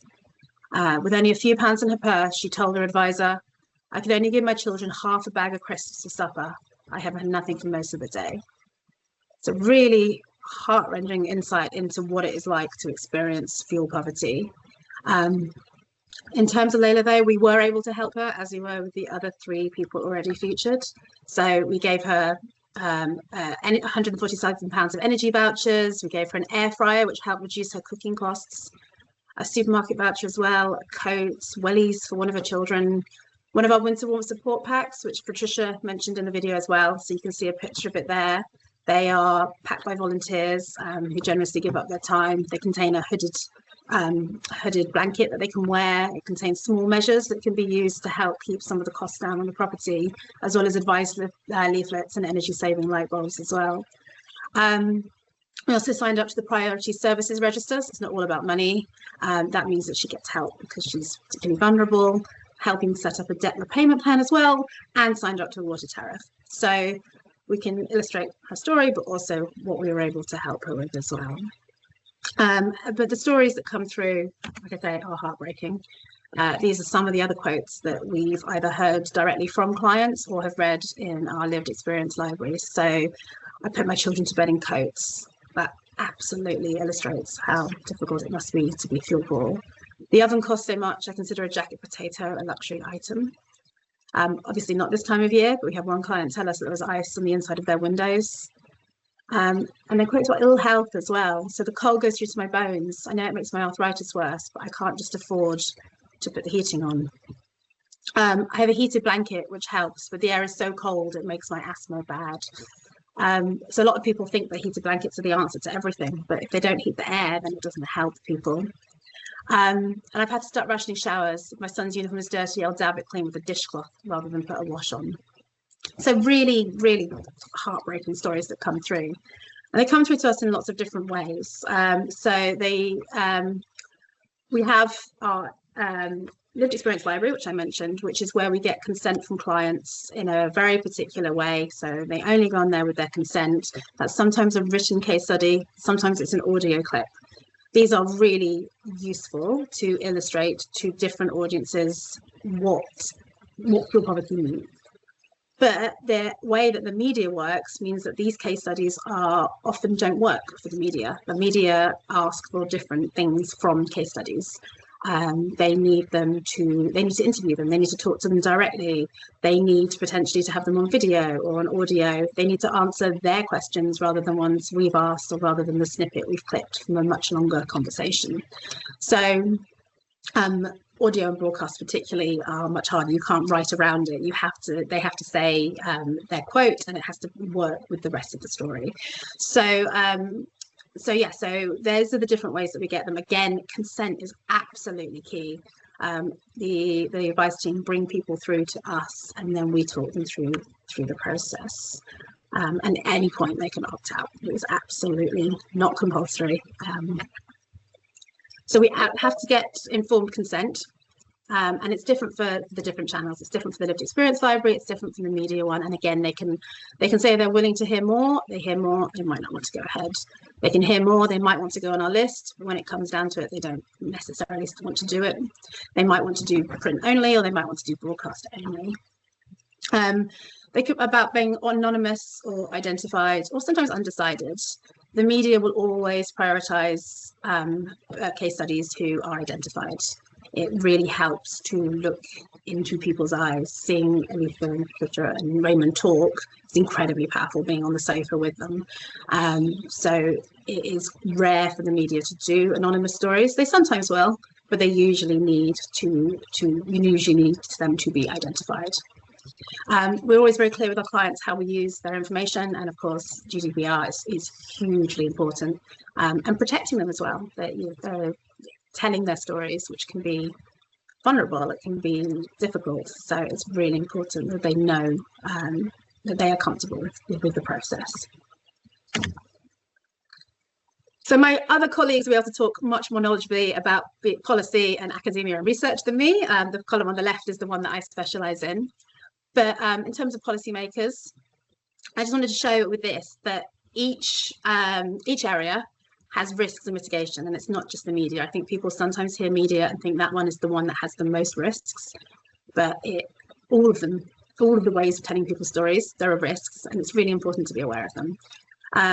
With policymakers, they tend to use case studies as data points or stories, and there can be that risk of using it to justify pre-existing agendas. So the mitigation is to have context and systemic framing. With academia and research, case studies are sometimes used as qualitative data. As with all case studies, there's a risk of consent and ownership, and also in terms of research, in terms of interpretation as well. So it's really important to contextualize case studies. Like I say, that's my colleague's area. My area is much more the media. And for the media, it's about concise and impactful narratives. So there is a risk of sensationalization and oversimplification. But there is also mitigation, and we'll go through both of those in a little bit more detail now. So the media is changing all the time. Even in the kind of 5-6 years since I left, it's always a different world. Print and online and TV and radio are all different. Obviously in the UK, the print media can be more agenda driven. They can be left and right wing. So Guardian and Mirror tend to be more left wing. Express, Telegraph, Mail, much more right wing. Broadcast doesn't tend to be quite so separate, but every outlet has an agenda. Every outlet has a point of view. And space and time is a huge premium. As a journalist on deadline, that was one of the scariest things. You can't go to press with an empty page. You can't go on air with an empty slot. You need to have something to fill it. And if it's a huge story of the day, other journalists will be after the same types of stories. You think that with online, that space would no longer be at such a premium. Online, you have unlimited space. You can write as much as you want, but online outlets tend to still conform to print standards, so they still have space. They might not define it quite so rigidly to a word count or a letter count, but there's still a defined space, and that potentially needs filling. There's also the impact of editing. So if someone talks to you for an hour, so each of those 3 case studies spoke to us for far longer than those few seconds of clips. But you wouldn't put every single thing in. You wouldn't put every single and that I'm saying now in a video. So there is editing that happens. And by editing out a few lines here and a few lines there to get it to the required timescale, that means you end up distilling the story and sometimes making it seem perhaps more dramatic than the teller intended it to be. So with all of this, there's a huge importance on a good brief and managing expectations. If the journalist is really limited with time, they will do a bit of a scatter approach. They will approach lots of different charities, lots of different organizations, and it's often the first one who comes back. So there can be a case of you've spoken to your case study, they're really happy to go ahead, you've managed all the expectations, you phone the journalist, and they've already filmed their bit of the story with somebody else, which can be disappointing for the case study if they've built themselves up to actually talking and sharing their story. So that bit about managing expectations is hugely important. Managing them for the journalist as well, and trying to get back promptly too, but also particularly for the case study, it's their story. So like we said, there can be backlash if the story doesn't go their way, if it doesn't go ahead. There's also these days online comments, which is something that is quite important to manage too. The Times and other outlets are doing much better with that. You now have to put your name to it. So only subscribers can leave comments, and they're identified and named. So that's gone some way to mitigating that as well. But it's worth the case study being aware. That's not to say that they won't do it, but it's something that's really important to discuss, because again, it's their story. One thing I found though is that everyone expects you to have the most dramatic story to put forward. Someone who is the outlet wants the most dramatic story ever. Often when outlets come to us, it's not that. It's just someone who is experiencing fuel poverty. It is about putting that name and face and showing that it could be one of their audience members, one of their viewers, or one of their readers who's experiencing it too. So it's about making it much more relatable. It's actually doing the opposite of sensationalizing the story. If you're a single mum and you've read Layla's story, that might resonate a bit more. If you've got an older relative, you might resonate with Patricia's story. It helps draw out that empathy. So it's not always about sensationalism at all. Often the outlets we talk to are after somebody who is experiencing fuel poverty to show that it could happen to anyone. And there's a huge mitigation with online, print and online, and with a broadcast in terms of IPSO and Ofcom. So out of the Leveson inquiry 13 years ago came the Independent Press Standards Organisation. There is a code of conduct, there is a legal framework that papers and online outlets have to operate within, and there are financial penalties and legal penalties for not doing so. And there's Ofcom for broadcast as well. It gives due process and it gives a right of reply, but it also means that there's a pathway for case studies and organisations to complain after the event if something goes wrong. But in all more likelihood, and what I found from being on these titles, is it gives the media a legal and ethical framework in which to operate. Social media is often still a little bit of a Wild West. I don't think people realise that when you publish on Twitter or Blue Sky or even Facebook pages, that still counts as publication. That is broadcast, that is publishing to an audience. It might be a small audience, it might be a big audience, but it's a publishing. And the media law does still apply. You can still libel someone. But there is no kind of sub-editors and lawyers and all the framework that you get within a mainstream media outlet. There is already a due process which every story has to go through first. And IPSO do take action if it isn't followed.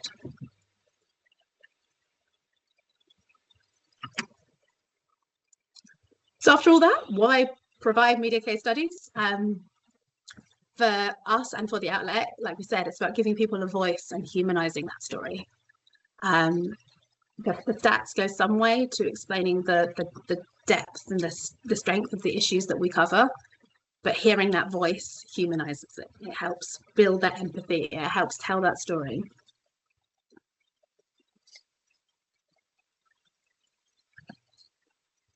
It's also about representing alternative perspectives. I think often people talk for vulnerable groups rather than letting them talk for themselves. And it's really important that if someone is going through a situation, we don't paternalize, we don't kind of restrict, we don't gatekeep. It's their story. They should have the opportunity to share their perspective. Otherwise, you end up with a very kind of monotone media. You don't end up hearing the colour and the detail. As soon as I said to one journalist the line about the putting the children to bed in coats, you could hear kind of an audible gasp, and you only get that in journalism terms called colour from talking to people who are actually going through it. And bringing situations to life. So being able to, this is why the media do prefer identified case studies. If you have a story where you can't see them, it's much harder, possibly in a cynical world, to relate. There's a temptation to think the story might have been manufactured or invented, and particularly when 1 in 4 households are going through fuel poverty, being able to get a named and identified case study is really important to show the people who are affected and to give life to their situation, for them to explain it and talk it through. Also authenticity. If we as the National Fuel Poverty Charity don't have a single person who has experienced fuel poverty to talk, it ruins, it makes it, you perhaps makes you think that the issue isn't as big as it is.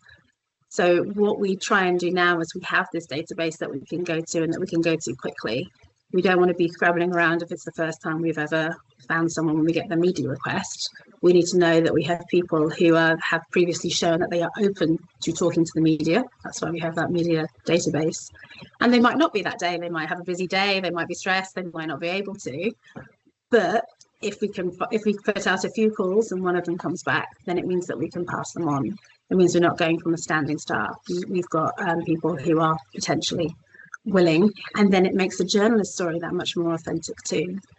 Often we find, particularly outlets like the BBC, they will have the factual data-based story, so they will take our surveys or data that our research team has found and then do a 150, 200 word box out on a case study as well. And that's the best of both worlds. It illustrates the story in detail and scope, but it also has that human quality as well.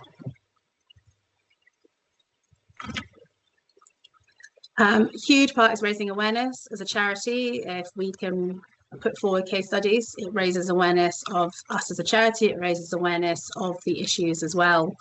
And one of the advantages of knowing that media landscape means that if you know where to target, so where you might want to place the case study. Some outlets will ask for exclusivity, some won't. Sometimes it depends on the nature of the story. So it's worth knowing whether you want to go in somewhere like the Mirror or the Guardian, where perhaps you're preaching a little bit to the converted, or maybe you're wanting to put a counter narrative out there. So knowing that can make a big difference. Thoughts about agenda setting. I think some people have the perception that, how quickly the media landscape is changing, that it has already changed.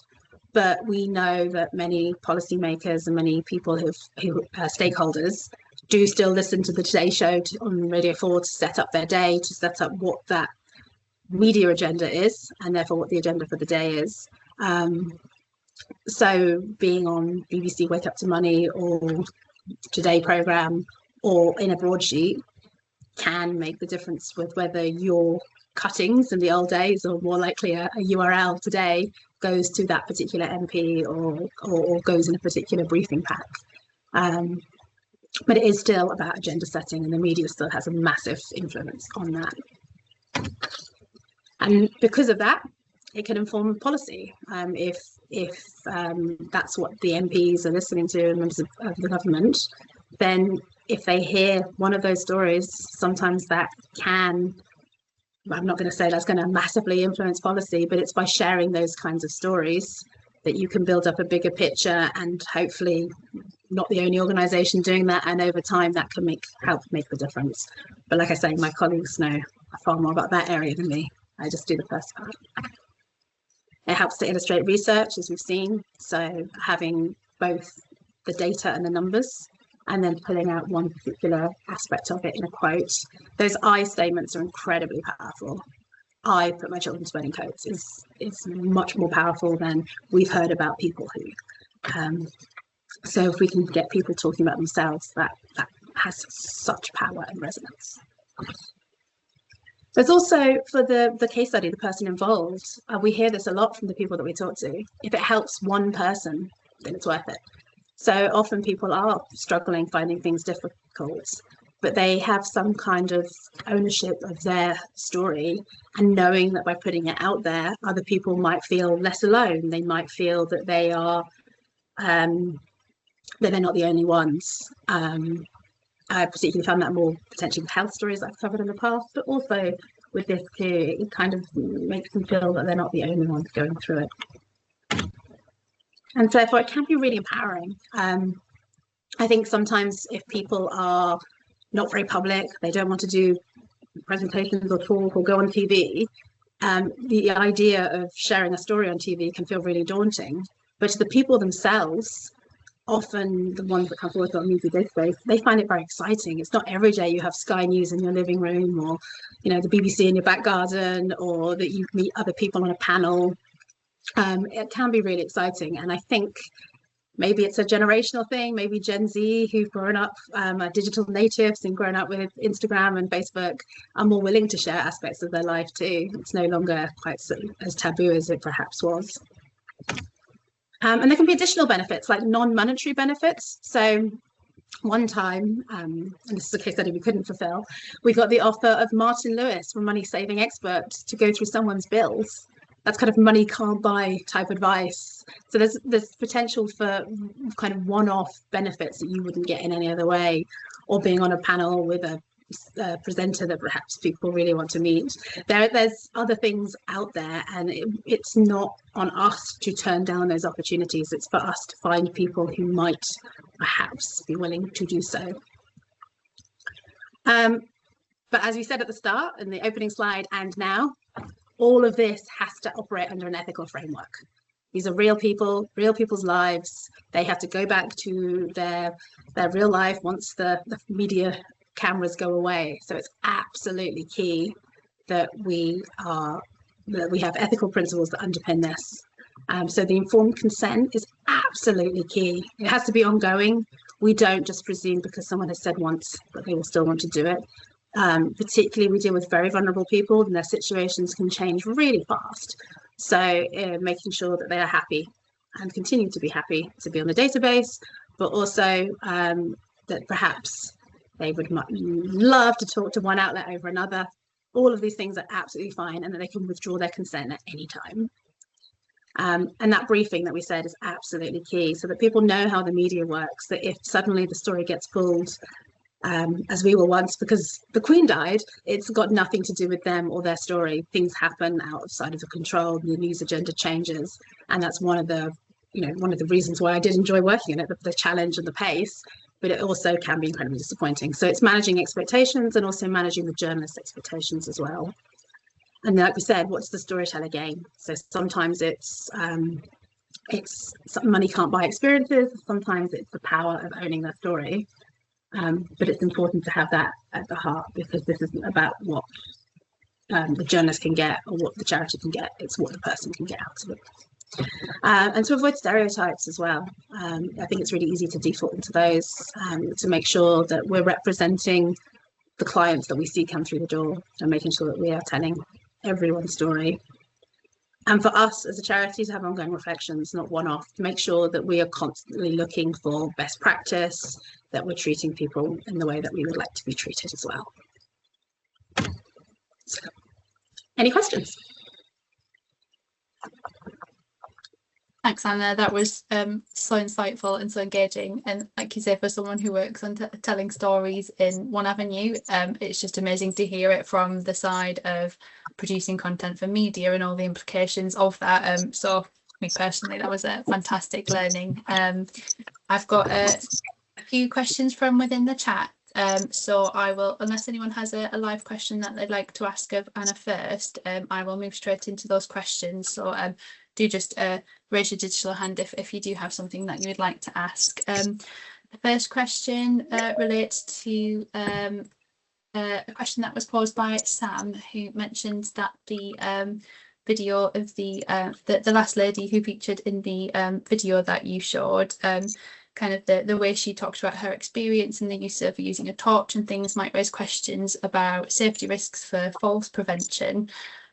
So I think there's an issue there in terms of the support that that lady will have received from NEA in terms of that practical advice. She will have been advised around that risks, how to mitigate them, being given options for reducing that risk and addressing it. But how that then features in her narrative and the message which the people who listen to that narrative take home or understand that is something which can't necessarily be controlled. So yes, I'm just thinking that there's perhaps a question there around that. Yeah, I think that's the thing, that we can't write scripts of people and we can't tell them what to say. So there is an element of having them control their story. That's what she took away. She lives in a small flat. It's on one level. Yeah, so I think it is tricky that we brief people to the best of our ability. But there comes a point when it's really hard to put words into their mouths to dictate what they say. You know, the man talks about heating his flat with his oven on as well. That is so dangerous. Like, he doesn't do that now, but we put that in because we want to show that people are resorting to desperate coping tactics. But yeah, there's always an argument of how people tell their story as well. And when you're, like I said, in writing, it's much easier. You can write around things and you can put comments in, whereas broadcast video is so much harder because you're dealing with clips of the audio, how you clip it, where you clip it. Sometimes you do it internally, sometimes it's done externally. It can be, you can see the joins. It's really tricky if you take out a bit, then it starts mid-sentence, for example, or different bits then don't flow on. So yeah, it's a constant juggling act, and it's really hard because you don't necessarily want to police how people talk.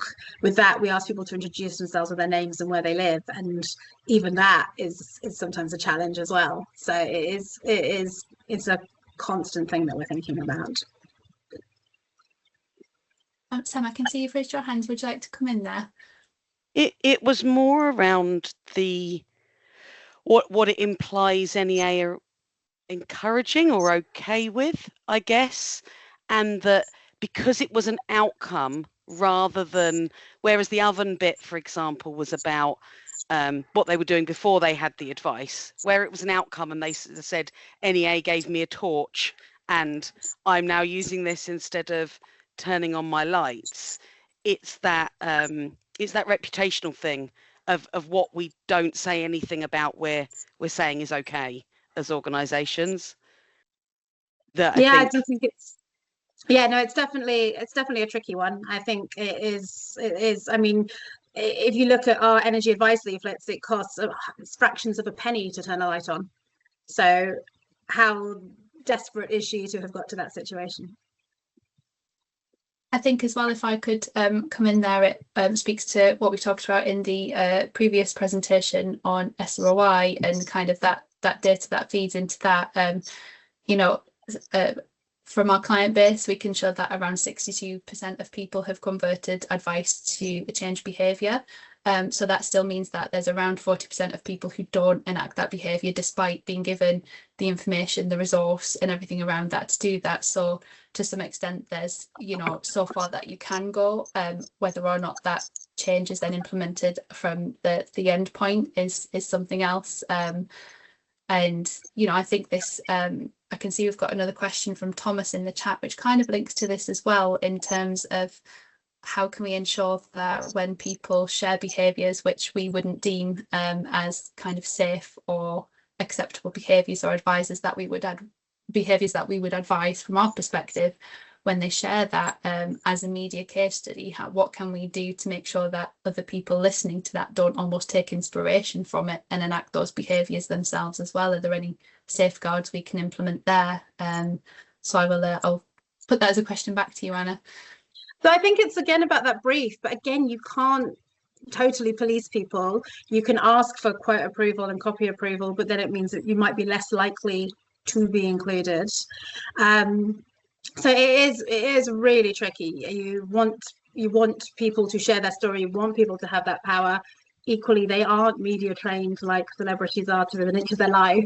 They will sometimes talk without necessarily giving a huge amount of thought to potential implications. So yeah, it is really tricky, and it is a balancing act. I think with most of the case studies we put out, though, they are short. It is not an hour-long kind of lecture with lots of tips and advice. They are more, the media's focus tends to be more on the struggle rather than the outcome as well. They're less interested, charity helping people isn't so much of a story as when the price cap rises. What they want to know is what it's like to be in fuel poverty. So I think that tends to be the focus, and then it's our spokespeople who give the advice rather than the case study, because the case study isn't the one who is trained to give the advice. And sometimes that comes from our policy people, sometimes that comes from our advisors, sometimes they're the spokespeople. So if we can strike that balance, great. you're often working at huge pace, huge speed, those time constraints we talked about. Sometimes for particularly online now, you're not waiting for that first edition the next morning and everything has to be done by 8 p.m. Now it is, I'm getting that live in 20 minutes. So who have you got? And hurry up. So that can be really tricky to deal with as well, because it is more of reacting fast as well, and you want to be fast and accurate, and it is making sure you can balance that case study narrative with the spokespeople who can say, and this is what we would recommend. Thanks, Anna. I've got 2 points in the chat which kind of speak to the same issue from Giovanna and Linda around opportunities for collaboration. So Giovanna highlights that at kind of key times in the year, such as winter, smaller organisations can be flooded with media requests, which is hard for them to have the capacity to kind of meet that demand. And again, Lydia highlighting that a lot of organisations who provide support around this issue have clients who share very similar stories, and kind of the ethics of requiring multiple clients, multiple people to kind of share the same story, when actually through collaborating together we could reduce that burden on clients themselves to have to almost have that repetition.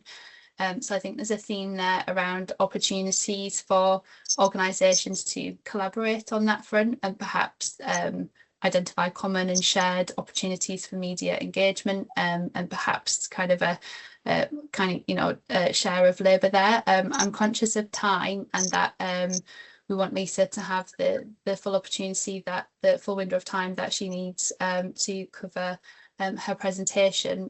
So we've reduced the amount of time in the collaboration space, so I am going to bring questions to an end here, but I'm going to take that point on collaboration, and perhaps when I circulate the notes and actions from this meeting, would be really great to have an idea if there's an appetite for a kind of network working group to look at what opportunities there are to develop kind of collaborative initiatives like that.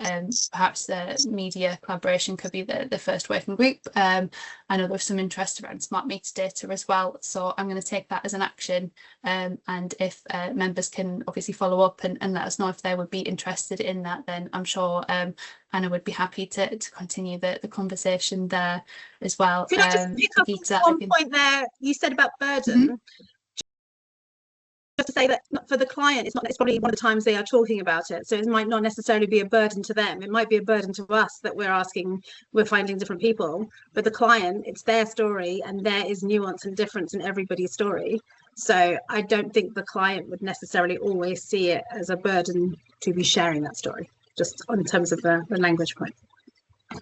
Yeah, perfect. Thank you. Brigitte, I'm so sorry, I can see you've had your hand raised, but if you're happy to put your question in the chat, I will make a note of it as well and circulate it afterwards, and it gives Anna a chance to come back to it in the chat as well. We're going to move on to hear from, before I do that, thank you so much, Anna. Really engaging presentation, and yeah, as you can see, lots of points for discussion there, and further work. So really great to see how the network could take that forward in more detail as well, and opportunities for collaboration going forward, and also some reflections on how narratives can kind of overlap with advice provided and the implications of that, so being conscious of that, and again there's some conversation in the chat around that too.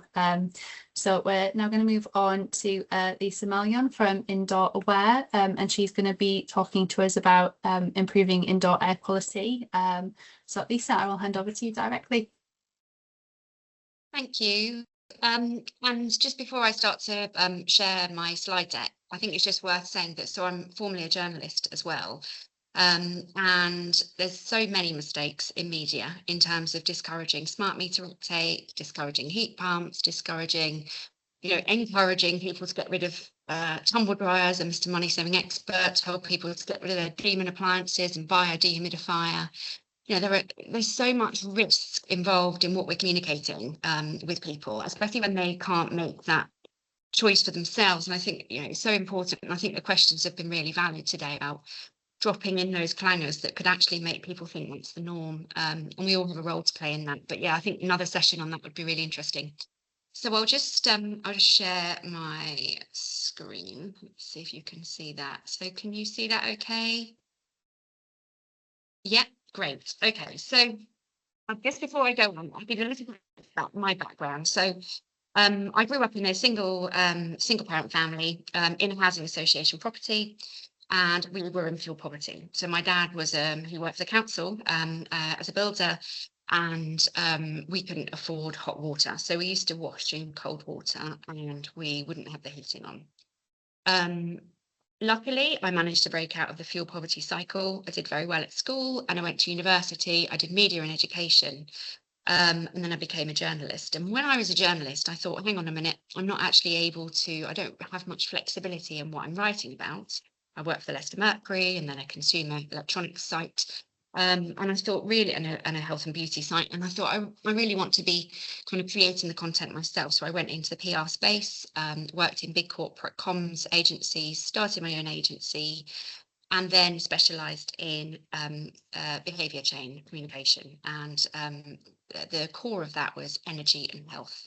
So I'm here today to talk about my own personal journey, but I'm looking at this through a lens of knowing how to create campaigns that help people to see a better way of living and make those decisions. So the campaigns that I worked on were smoking, secondhand smoking, but also fuel poverty. So for the last 15 years, I've worked as a consultant for 2 energy suppliers, helping them with their fuel poverty contribution and comms.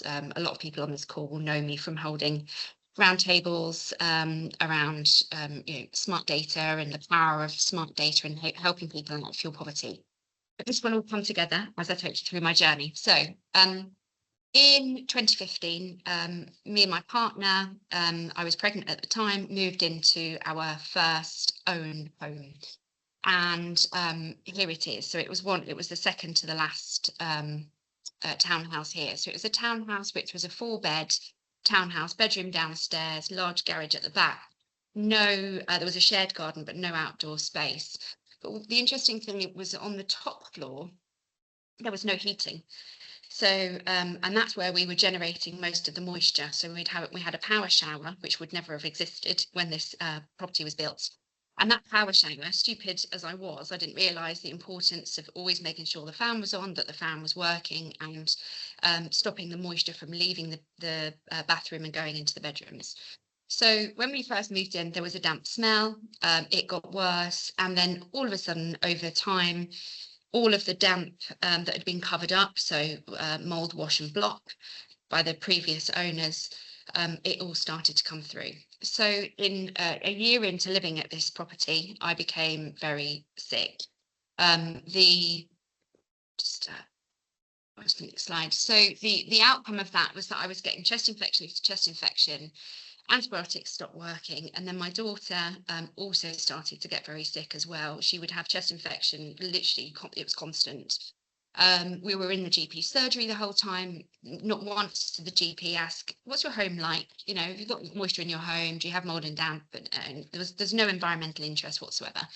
So eventually, after all the chest infections and the antibiotics just stopping working, I collapsed with chest pain. So I went into the first letter you can see here on the left is a very good doctor who finally, and luckily it was a locum doctor, so my doctor wasn't doing the right thing, but a locum doctor spotted that I was in dire need of support, and she sent me to A&E. Now on the way to A&E, I collapsed with chest pain and then ended up in A&E. And as you can see here on the second letter, I had pneumonia, and that pneumonia was caused, I never had asthma, I always had great health, I was a gym bunny, and it was all because of the property in which I was living in, and the same for my daughter.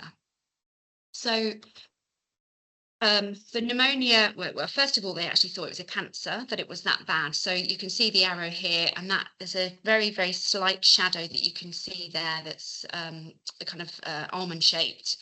And that was the pneumonia. So that was the water on my lungs that was making me feel so bad. So every time I was walking up the stairs, trying to do anything actually, I'd feel like an 80-year-old. I just wouldn't be able to function.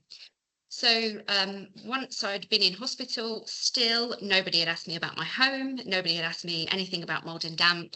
I was sent home after 5 days admission with pneumonia, with antibiotics, and then follow-ups with a respiratory consultant. all of those follow-ups still didn't come to any environmental inquiry. But I didn't think to tell them myself. I was completely clueless. So it was after all of that happened that we had saved for 5 years and we were able to move out of the property. Upon moving out of the property and into a new property that didn't have any mold and damp and moisture issues, my health has returned to 100%. I am, back in the gym. I'm healthy. I don't take any inhalers or anything like that. Unfortunately, though, my daughter is not. So because, and as I say, we had no asthma in our family, but because her lungs were immature, they were still developing, they are now impacted forever. We do special breathing exercises, which can help to expand lungs again. But really, until she's older, we won't know how bad the impact is. But she has to take a preventative steroid inhaler every day. And if she doesn't, she gets a chest infection. So this was the start of my indoor air I suppose self-discovery. So I bought a few people said to me, oh, you should find out more about it. I've got this monitor, why don't you give it a go? So I got a couple of monitors and I started to understand what was happening in the air around me. So as you can see here, I was using this is kind of entry level, a couple of £100, but I was able to see what was happening in this child's home, for example, here. So this is a friend of mine, severely autistic child. We call him Spider-Man, can't open the windows because we're scared that he'll get out of them. So what that meant was that he was sitting in very, very high carbon dioxide. And as a result of that, he was also sitting in high moisture. He had been admitted to hospital 21 times with asthma attacks. And that was because the landlord who was responsible for the property hadn't put safety catches on the windows. There wasn't adequate ventilation in the property. There wasn't adequate drying facilities. So I then went down a bit of a deeper route and I became a ventilation expert. So I went and did a course to understand how ventilation works, why, when it doesn't work, what needs to happen, and why it might not be working, so that I can then test mum's ventilation for them and basically help them get their children back to better health. So I created Indoor Air Aware, and then out of that, so Indoor Air Aware was about all of the pollutants, which we'll come on to next. But out of that then came Mums versus Mold, because it was quite clear that that was the biggest problem, which was all linked to moisture. So just to very quickly talk you through the sources of indoor air pollutants. So as you'll see on the Indoor Air Aware website, and this is completely, I don't have a bank account, I don't take any money, I'm not listed as a charity. This is just a side project that I do in my spare time to try and have an impact on society, the best impact that I can through using my personal experience to help others. So on there, you'll see that indoor air is 3.5 times dirtier, more polluted than outdoor air. So I live in Greater London, and I had Sadiq Khan in my ear telling me that we all needed to pay fines if our cars weren't ULEZ compliant, and that the outdoor air was very polluted. And I heard of experiences of poor families who had lost children as a result of outdoor air. So I made this very stupid assumption, even after moving into the new house, which was much better, great outdoor and indoor space. I kept Phoebe's window shut. So in keeping her window shut, we can just have a look at here, kind of what I was keeping in rather than ventilating those rooms. So in a bathroom, you've obviously got all things to do with microbial because you've got moisture in there. In outdoor air, you've got cars whizzing by. They are obviously generating all of the nitric oxides, and then you've also got particulate matter pathogens. You've also got pollen coming in. In a bedroom, you've then got things like nail polish, perfumes. If you've got a new carpet, your bed, everything is giving off, some things, if you get them from IKEA, are coated in formaldehyde. That airs off over time. Then you've got air conditioning units, ventilation. They all have they can have a lot of pathogens in them that can pass things the wrong way into the home. In the laundry, you've got detergents, anything basically that you bring into your home has chemicals, phthalates, things that your deodorants that we wear. We are bringing in so many pollutants to our home every day, and that's why ventilation is so incredibly important. Just having a little quick focus on kitchen. So a lot of the homes that I go to in my role as Mums versus Mold, actually mold is not the main problem. They think it is, but then when I get in there and I see the grease on the walls, and I see, you know, cooking habits, and the fact that they're maybe even using a gas stove on top of a gas cooking stove on top of an electric oven that's broken in social housing, you know, I can then talk through the impact of doing that and not having that ventilation strategy. So when I created Indoor Air Aware, I thought, well, hang on a minute, I can't advise people because I'm not a scientist. I don't understand physics, chemistry, biology. I wish I had listened in those subjects, but I didn't. And in doing so, I then had to go and find the experts. So I've built an amazing advisory panel who all work for free and support me in what I'm doing. And there's 21 of them. So you can see here that they cover the built environment, heating, ventilation, aircon and remediation. And I'm doing projects with lots of these different people. So then you've got an extension of that. Housing, really important. And then science, medicine and behaviour change. And that's my absolute passion, is behaviour change and how we can promote that. And then right at the end here, so we've got the Graham is the National Mycology Research Centre in Manchester, so working with the mould experts. Professor is Global Air Research in Guildford, just down the road from me. And then Dr. Minha is probably my best friend ever, and she is a functional medical doctor. So she understands, she has a far greater understanding of functional medicine than a GP does. Obviously, GP is a generalist, and she understands the whole body, and she's also suffered from environmental illness as well. So with all of those experts, what I was able to do is use their expertise and always check things off with them so that I could only ever give scientific backed research.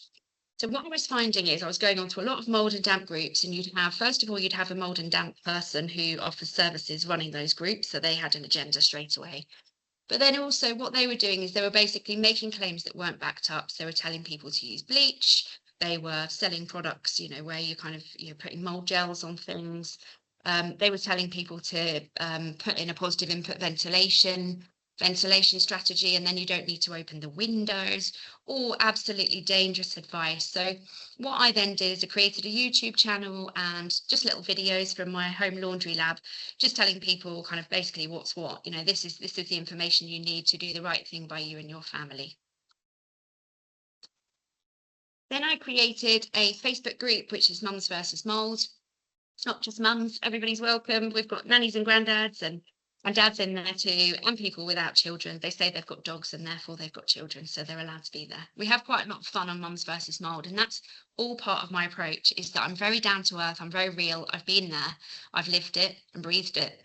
And the really important thing here is reach. So as you can see in the top right hand corner, as of yesterday, I only started this in September last year, and already this has reached nearly 94,000 people. And that is because it's free advice. I've no skin in the game. I don't have an agenda apart from improving public health. And it's really friendly and helpful. And I've also just recently, just out of my own pocket, started to do offer monitors as basically a library of monitors to help people understand the moisture in their home. And to make it inclusive, we have a Healthy Home hotline as well, so people can call us. People can give that number to anyone. They don't need to be on the Facebook group. But it's a great resource, and I do encourage councils, housing associations to encourage people to go there, because it's all about positive behaviour change. There's no blame. And that's the core of everything I do. There is no blame, because we don't know what we don't know. And once we know, we just need to pass that on. So you'll see here that I do collaborations. So having worked with the National Energy Foundation, Asthma and Lung UK, I did a big thing about breathable bedrooms. And then I had a beautiful offer of support from Energy Action Scotland, where they gave me £5,000 to help 5 homes in Scotland improve their air quality, all that were very sick, and their families were very sick, and they're now improving. It's just gorgeous to watch. But here on the Mums versus Mould Facebook group, you can get, and on the Indoor Air Aware webpage, you can get guides. So you can get downloadable guides that try to really, I don't like the phrase dumb things down, but just basically explain things in layman terms and give people the information they need to make the right decisions. But the one thing that I'm most famous for, and lots of people really love this, is the daily detox. So some people, in fact, I had a builder come and meet with me on Sunday, and he was saying he calls it burping a property. But a daily detox is basically where we encourage households to open every single window super wide, every single internal door, and give their home a good sweep out. We do that every morning. We do it from 10 to 60 minutes. And every day I give a reminder to all of and I at everybody so that everybody gets that in their Facebook feed to basically say, what time is it? And then people are just brilliant and they go, I've done mine, feel amazing. And lots of people talk about how addictive it is because your body just feels better from doing that. But one of the things that I also do is I encourage people to understand the around fuel poverty and the cost of heating a wet home, because the cost of heating a dry home versus a wet home is very, very big in terms of the difference. And what I educate people on is that by opening a window, so take the daily detox aside, but actually just opening a window and ventilating a property to allow that moisture to escape. If you've got a window open 5 centimetres or less, you will lose less than 5% heat, and that is scientifically proven. So that's something that I really encourage people to do is, you'll see some housing associations and councils even telling people to keep the windows shut to avoid fuel poverty, and that's absolutely bad advice. I also do things in my laundry lab. So this was a world exclusive, never been done before. So I looked at all of the different ways that we can dry our clothes indoors where there's not an outdoor area. And then I put the pounds and pence figures next to them, and also the pollutants as well that they generate. But the key one here is the mold risk. So if you have a look at that bottom right hand corner, you've got the fact that windows closed with clothes on an era is #1 category for generating mold in a home, and that's because that moisture can't escape. But also the really important thing here is I haven't included clothes on a radiator, because that is the #1 cardinal sin. We have to get people to move away from doing that in the interest of their own health, which is a whole different conversation. But what I wanted to do now was just very quickly give you a little bit of a science lesson for anyone that doesn't understand the biology of the way in which mold and mycotoxins work. I just wanted to kind of give you the way in which I describe it to people, and then that penny drops. So we have lots of, so mold is everywhere. It's ubiquitous. We walk outside, it lands on us. We walk inside, it's with us. But what we need to do in terms of our houses is we need to avoid moisture landing. So we need to avoid that moisture landing on a surface for that mold to land on and then start to grow. So that's where it's all gone wrong. So if we've allowed that to happen, we are then on a cycle. So we're just on basically an unhealthy cycle, and we're never going to get that property back to a healthy state unless we remediate properly. So what we have to do is we have to think about that. The mold colony that started to grow in somebody's home is the gun. So the stuff you can see, that's the gun. And then what that gun does is it releases bullets, and those bullets are the spores. So those spores then travel. And mold is opportunistic. So what it wants to do is it basically wants to take over your home and kill you, essentially, because that's it wants to gain opportunity over you. So it's got the gun, it releases the spores. The spores, and this is the bit that not many people know about, the spores then release mycotoxins. And they are secondary metabolites, and they act a little bit like a chemical. So they're invisible. There's no filter out there that can stop them coming through. So even if it's a G4, HEPA, carbon filter, nothing can stop mycotoxins. And it's the mycotoxins that do the most damage. So you'll have, and we can come on to the kind of the above and below that we all know. But this slide is really, if you remember anything from today, this is the really important part, because what we need to do is we need to stop the mold growing, but we also need to understand how mold behaves in a home. So here, and I'm so sorry to have put this this paintbrush over the top of poor little Awab, and that is, but it's really symbolic, because what's going to happen in this country is we have Awab's law coming in October in social housing. But unfortunately, it's not designed to help children. It's not designed to help us get out of the mold and damp cycle. All it's designed to do is to regulate, is to put an onus on housing providers to remediate or fix mold within now was 14 days, 14 full days. It's now 10 working days, which there's no difference. But the so basically what it's going to do is it's going to make everything worse, because what housing associations and councils who are already cash strapped, what they're going to do is they're going to go in and they're going to remediate quickly in the wrong way. We're going to do a wash and block, and we're going to create then a chemical warfare in those homes, because then what happens is that mold goes, don't cover me over. I now need to be more opportunistic. I need to release more spores, and those spores release the mycotoxins, which then do all the harm to the people at the other end. So just a couple of points here. So mold is a hazardous substance, but it isn't treated as a hazardous substance in housing, unfortunately. So anyone that's dealing with mold, whether it's a remediation, whatever part of that, if they're in a home with Aspergillus, they have to have full PPE, and they have to get the people out of that home. They have to decant the people and make sure those people are safe. At the moment, anyone can remediate mold, which is dangerous. Mold must be removed and cannot be cleaned. So we talk about cleaning mold. You can't clean mold. The mold cleaners that you see on the shelves, they're dangerous. So they contain sodium hypochlorite, which is bleach. They make the mold worse. And I've got a big campaign which is basically calling for all of those to leave our shelves. They also promote the kind of normalization of mold, which is not okay. So fixing the cause should be the first step before fixing the symptom, because if we don't fix the cause, then the symptom is going to keep coming back. And water damage biotoxins, so the biotoxins released from a water damage piece of wood, plasterboard, are actually more dangerous than visible mold. So when you've got the parameter of decent home standard and the HHSRS being 1 metre square of black mold on a wall, it's nonsense, because actually it's that water damage that doesn't look bad, but is doing more damage to our health than the black mold. So this is something I put on LinkedIn, which got quite a good response recently in terms of trying to explain that. So in the UK, we have recognised by the NHS, we have an allergic response to mould, which is what I had. So that was aspergillosis. It was a fungal infection of the lung. We also recognise it by law, is that is that big black mould on the wall. But what we don't recognise in the NHS, and we're not prepared for, is all of the biotoxin inflammation syndrome that is happening. So a lot of my time, I've got 21 families right now in housing association and council properties that are living in tents in their gardens. Because when they walk into their properties, their noses bleed, they faint, they have seizures. And that is because of the biotoxins that are in those buildings. And this is what we need to get ahead of in this country, because it's an epidemic. We're only seeing, I'd say, about 2 to 5% of the actual problem.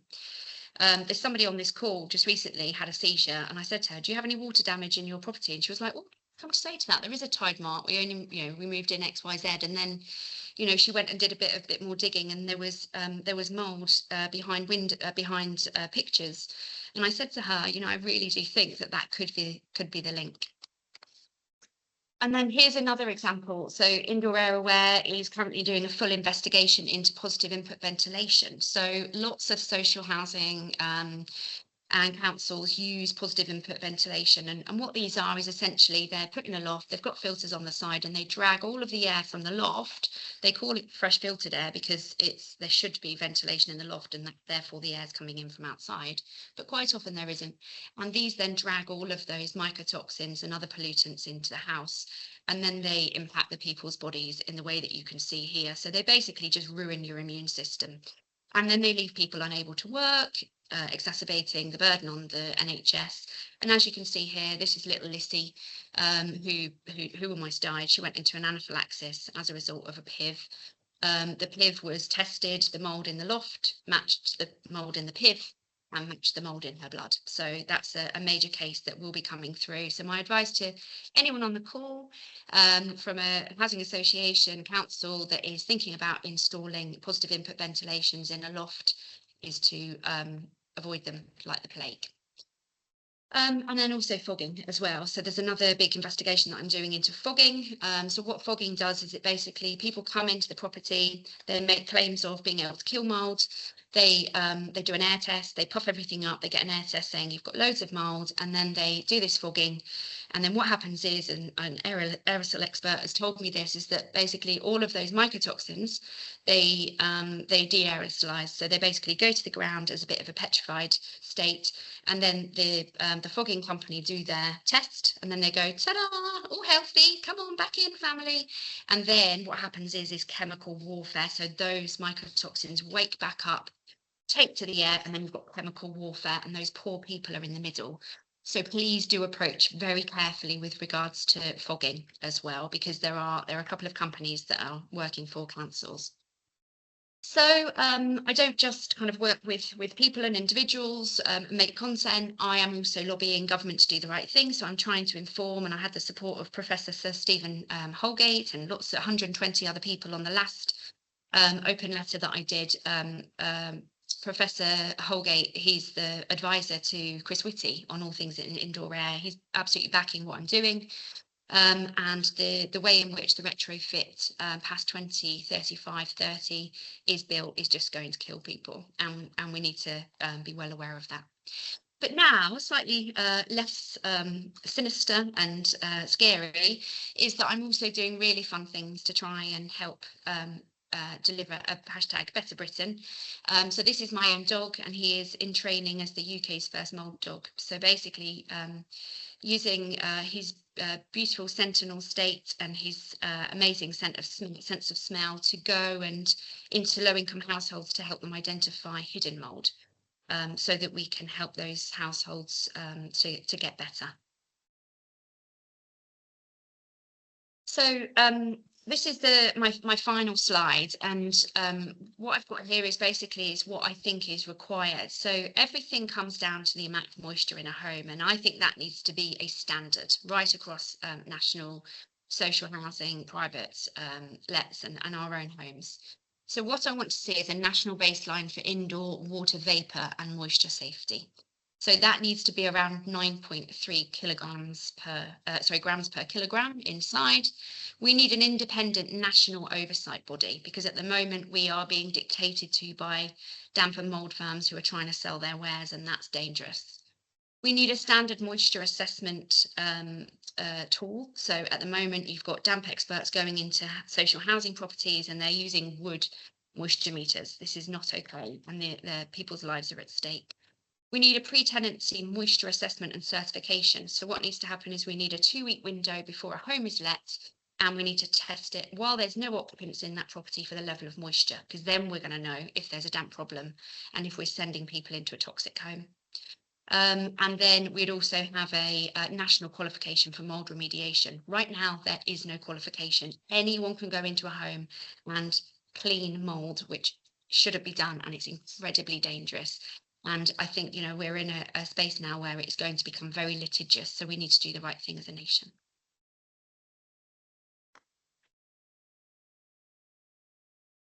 And that is me finished. Thanks, Lisa.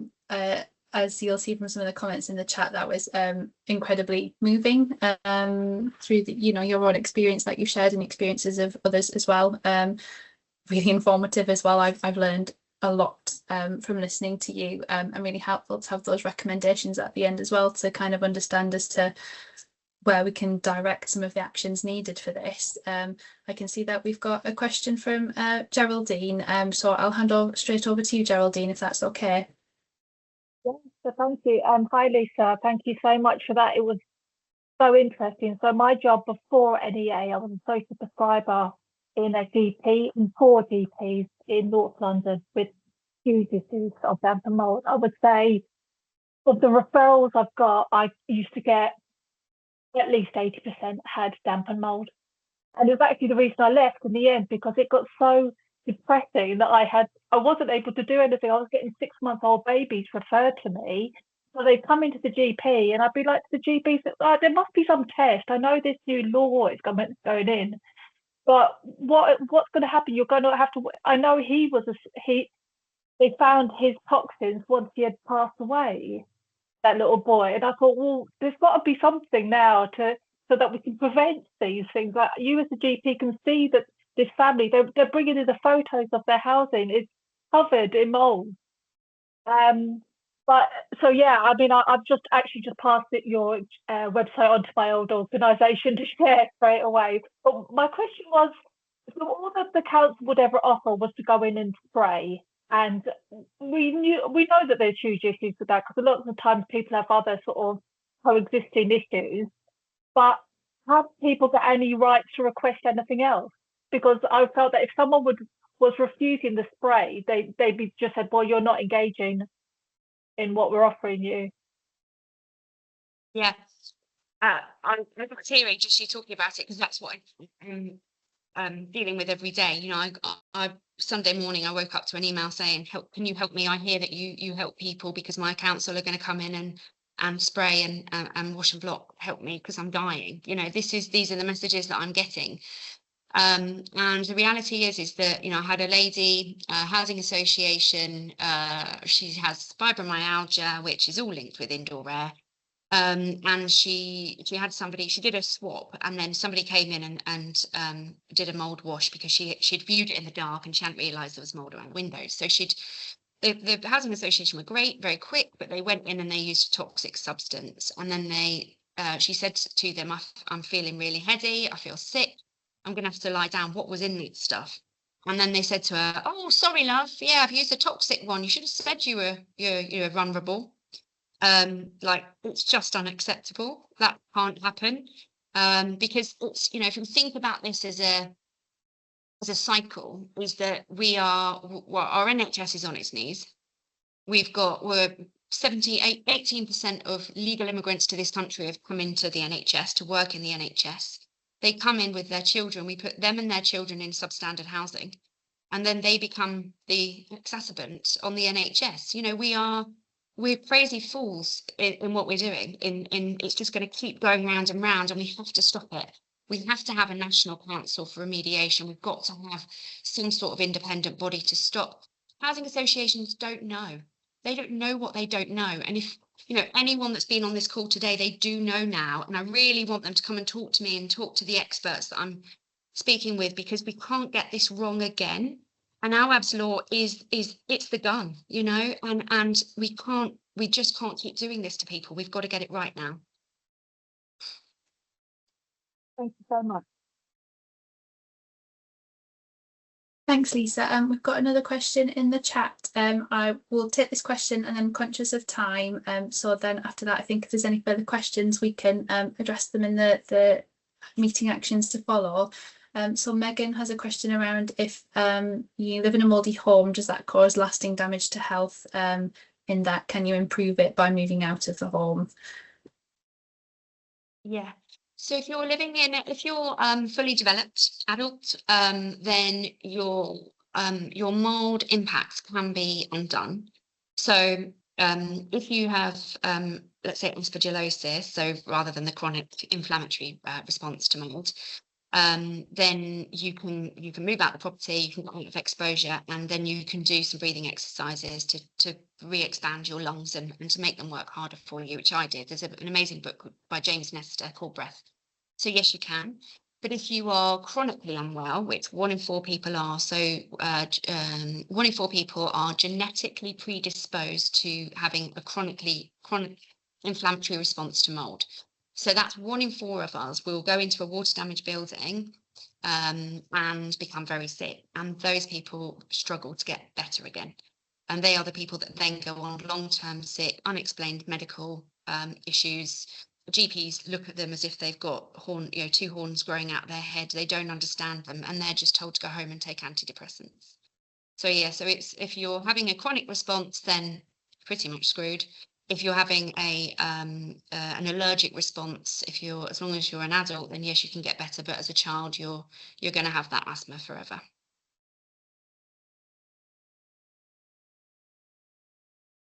Thanks, Lisa. Sorry on that very depressing note. I think we will pause questions there.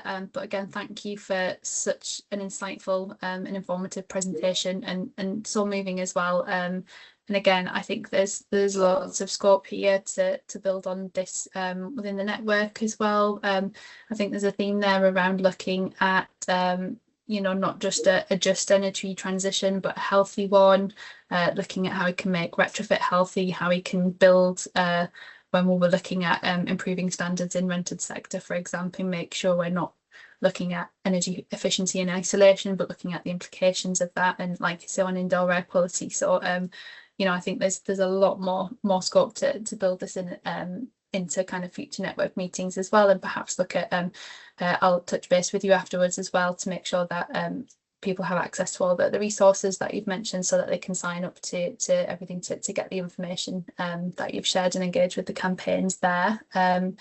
So yeah, thank you again, and thank you to all our speakers from today as well. I know it's been a bit of a mammoth session, but hopefully everyone will agree, been incredibly useful and diverse, and just really interesting to sit down and hear all those ways that insight is being harnessed and used in ways that can make a difference.